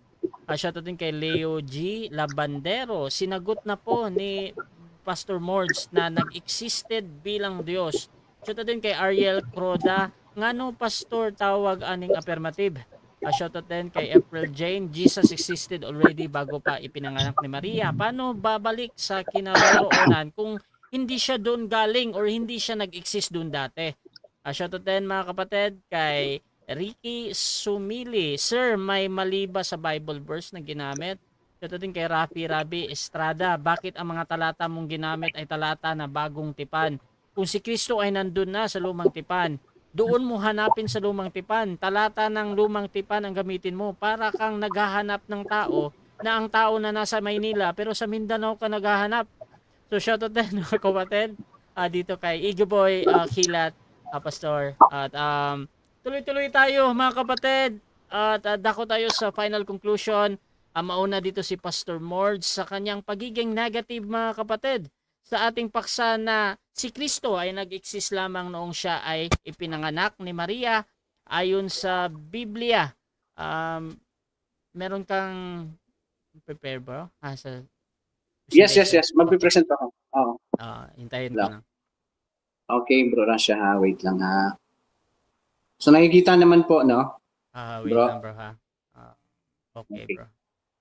Nakikita. Yes. Okay, babalikan ko lang. Proceed. 5 minutes. Sinubukan niyang okay. So hindi po talaga matututulan na yung Papyrus 72 kahit i-counter niya ng Acts 7 yan, kanina sinubukan niya i-counter, hindi na yan matututulan. Kasi po yung sinabi ng Acts 7, Papyrus 72, that Christ saved a people out of the land of Egypt.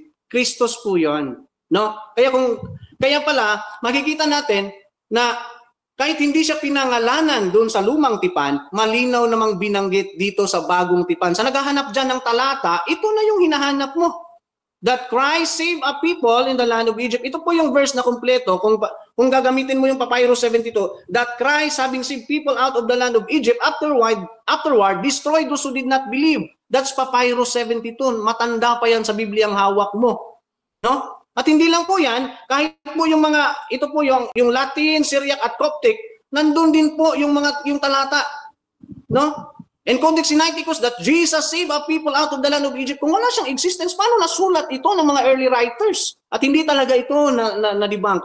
Sa mga talatang ito, nadidebunk yung topic. Kasi yung pinahayag niya naman kasi kanina, na Luke 1:30-35, wala po tayong tutol na siya born of a woman. Ang problema, before he was born of a woman, sinugo muna siya ng ama. No? So malinaw po, point number 1, hindi natutulan ang Papyrus 72 that Christ saved a people out of the land of Egypt. So nakatayo po yan at malinaw po na nagiba po yung Luke 1:30-35 niya. Malinaw po yan, Jesus saved a people out of the land of Egypt. Paano? Hindi talaga ito na-question Hindi talaga ito natutulan. At saka, heto pa. No? Ito yon, yung nagkatawang tao, hindi rin ito natutulan. Action word kasi ito. Paano magkakatawang tao kung hindi naman siya nag-exist? Makakagawa ba ng action word yung walang pre-existence?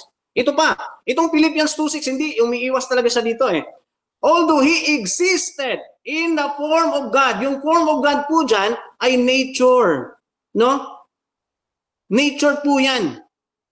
Morphe theoso parko. In present active participle po yan. Kaya nga po, He always exists in nature of God. Yung pong ibang translation. Ang unang ginawa niya, He emptied Himself, then He took a form of a servant. Then, and made being in the likeness of man. Before pala nangyari itong pagka-bond servant niya in the likeness of man, mayroon na siyang unang existence. And that existence is the form of God. Kaya hindi po siya pwedeng kukuha ng... Kaya malinaw na po ito. Hindi rin ito natutulan, mga kaibigan at mga minamahal. So, kung babanggain natin yung Luke 1:30-35 niya, basag na po dito. Kasi sinang-ayunan po nung talata na mayroon nang nagkatawang tao, mayroon nang ipinanganak ni Maria, pero yung ipinanganak na yon first existed in the form of God.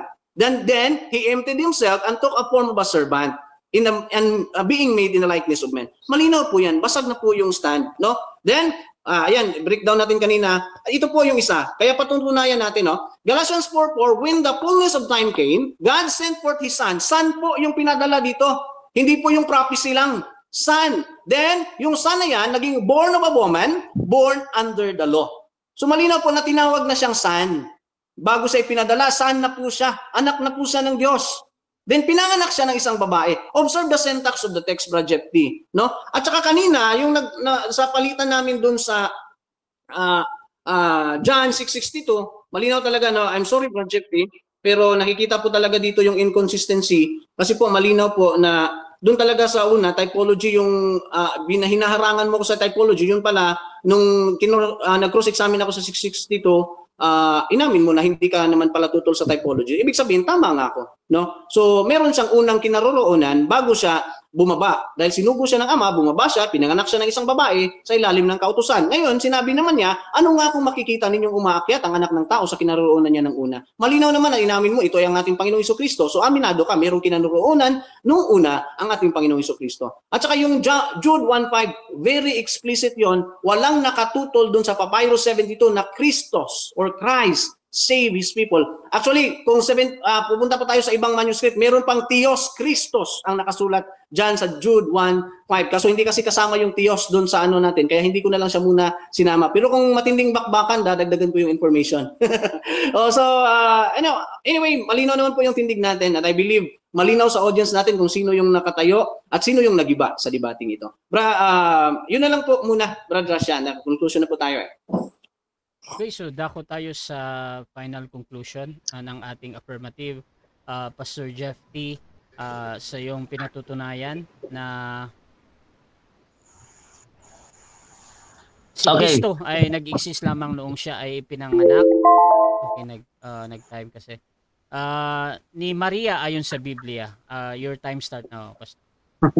Okay. So maraming salamat. Balikan ko lang mga kapatid yung presentation natin na hindi po bilang negative sana si Pastor Mords, hinihintay natin na yung presentation natin ay kanyang questionin.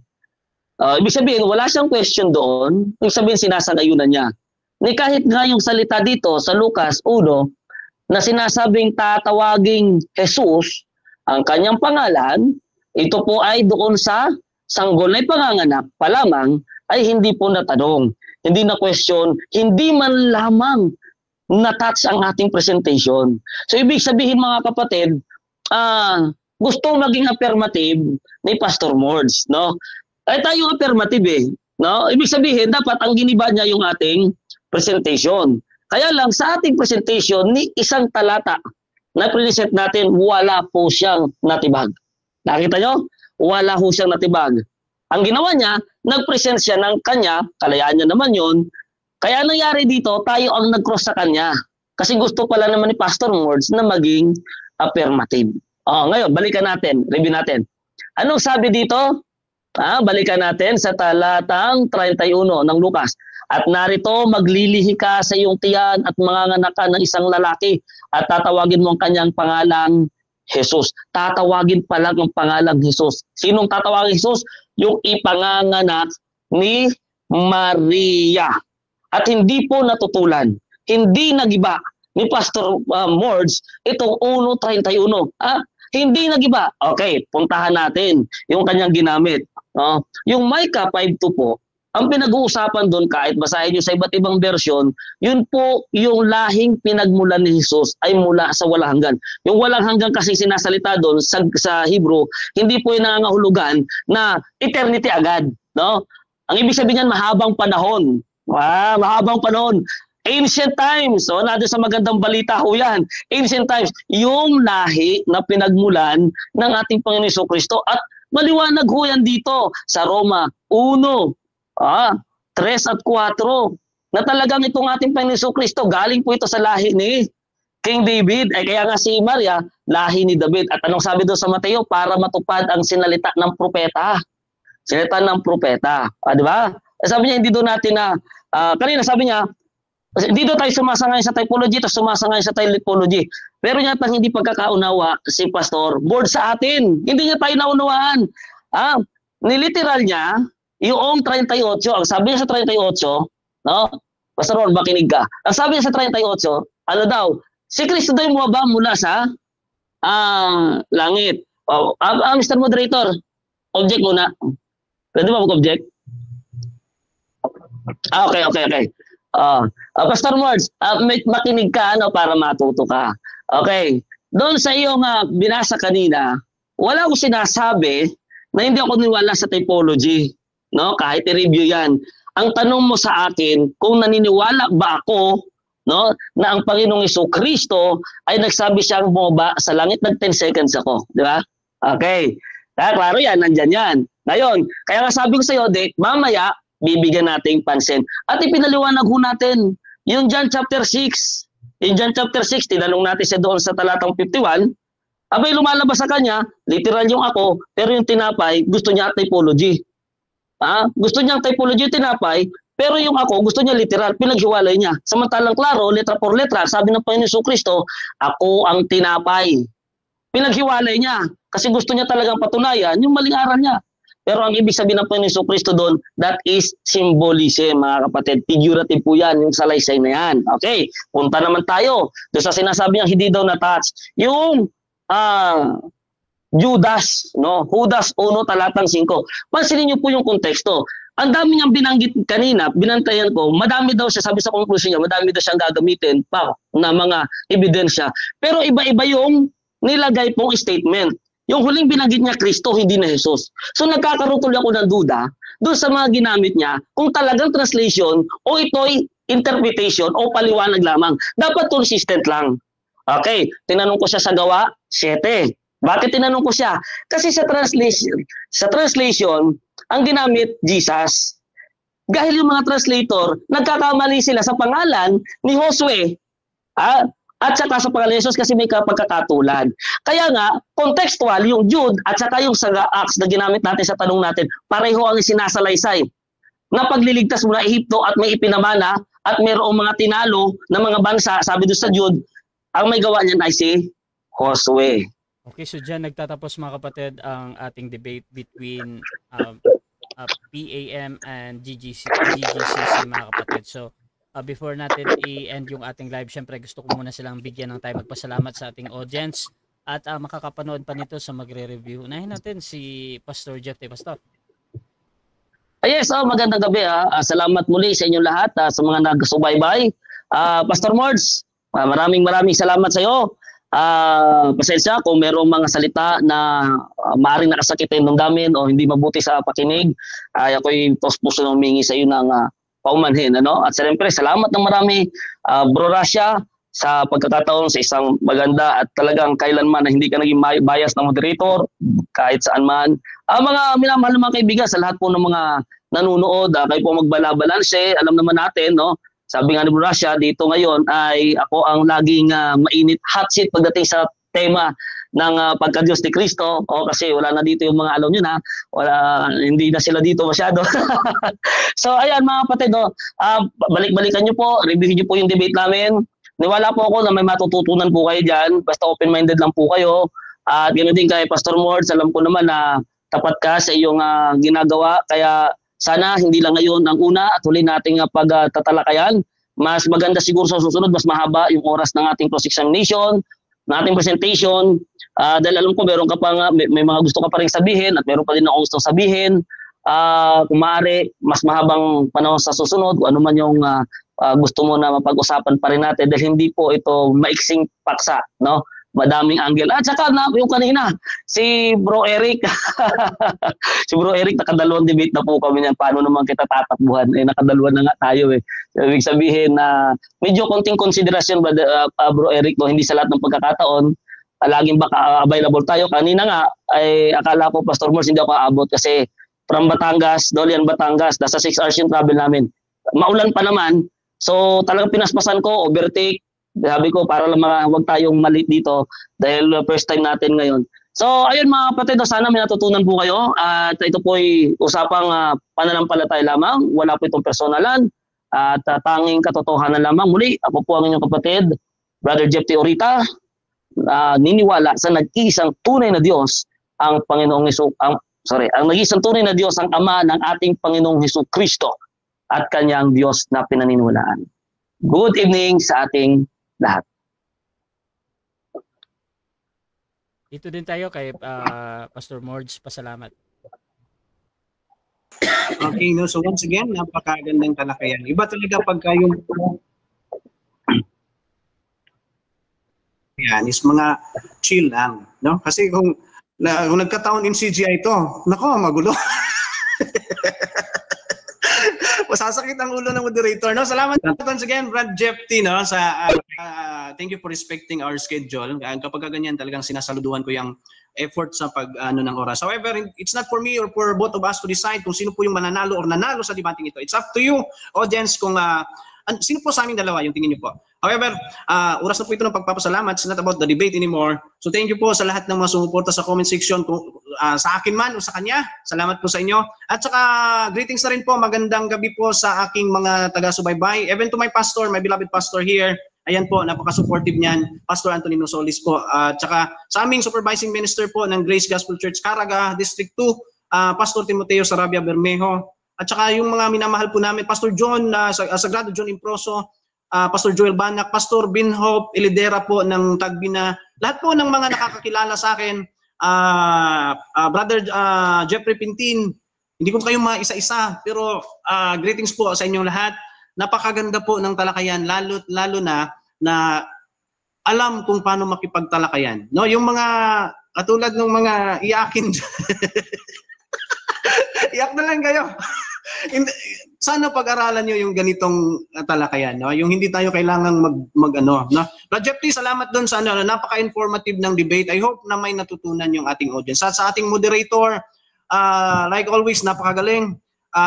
Once again, saludo ko, Brad Russia Vista po ng Russia TV. Magandang gabi. Maraming salamat po. Okay, Russia TV, gusto din magpasalamat sa lahat ng sumusuporta at laging naniniwala pa din sa ating pagmamoderate. Kung gusto nyong sumali sa ganitong gawain, pwede kayo mag-PM sa akin or maghamon man sa dalawang ito. Nandito si Pastor Jeff T. Urieta ng PAM, mga kapatid, at si Pastor Morge Estrada. Meron pa silang mga schedule sa akin. Abangan nyo, mga kapatid, sa Russia TV. Meron pang mga debates, mga kapatid, marami pa yan. At please subscribe yung ating YouTube channel, Russia Debate, mga kapatid.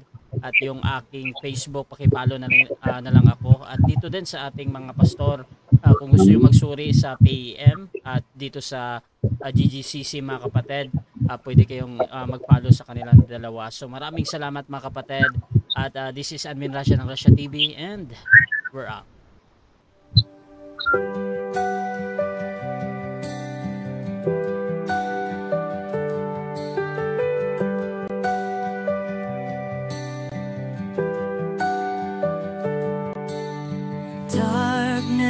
Fades when you are near. Your light breaks through our deepest fear. You make the broken heart rejoice.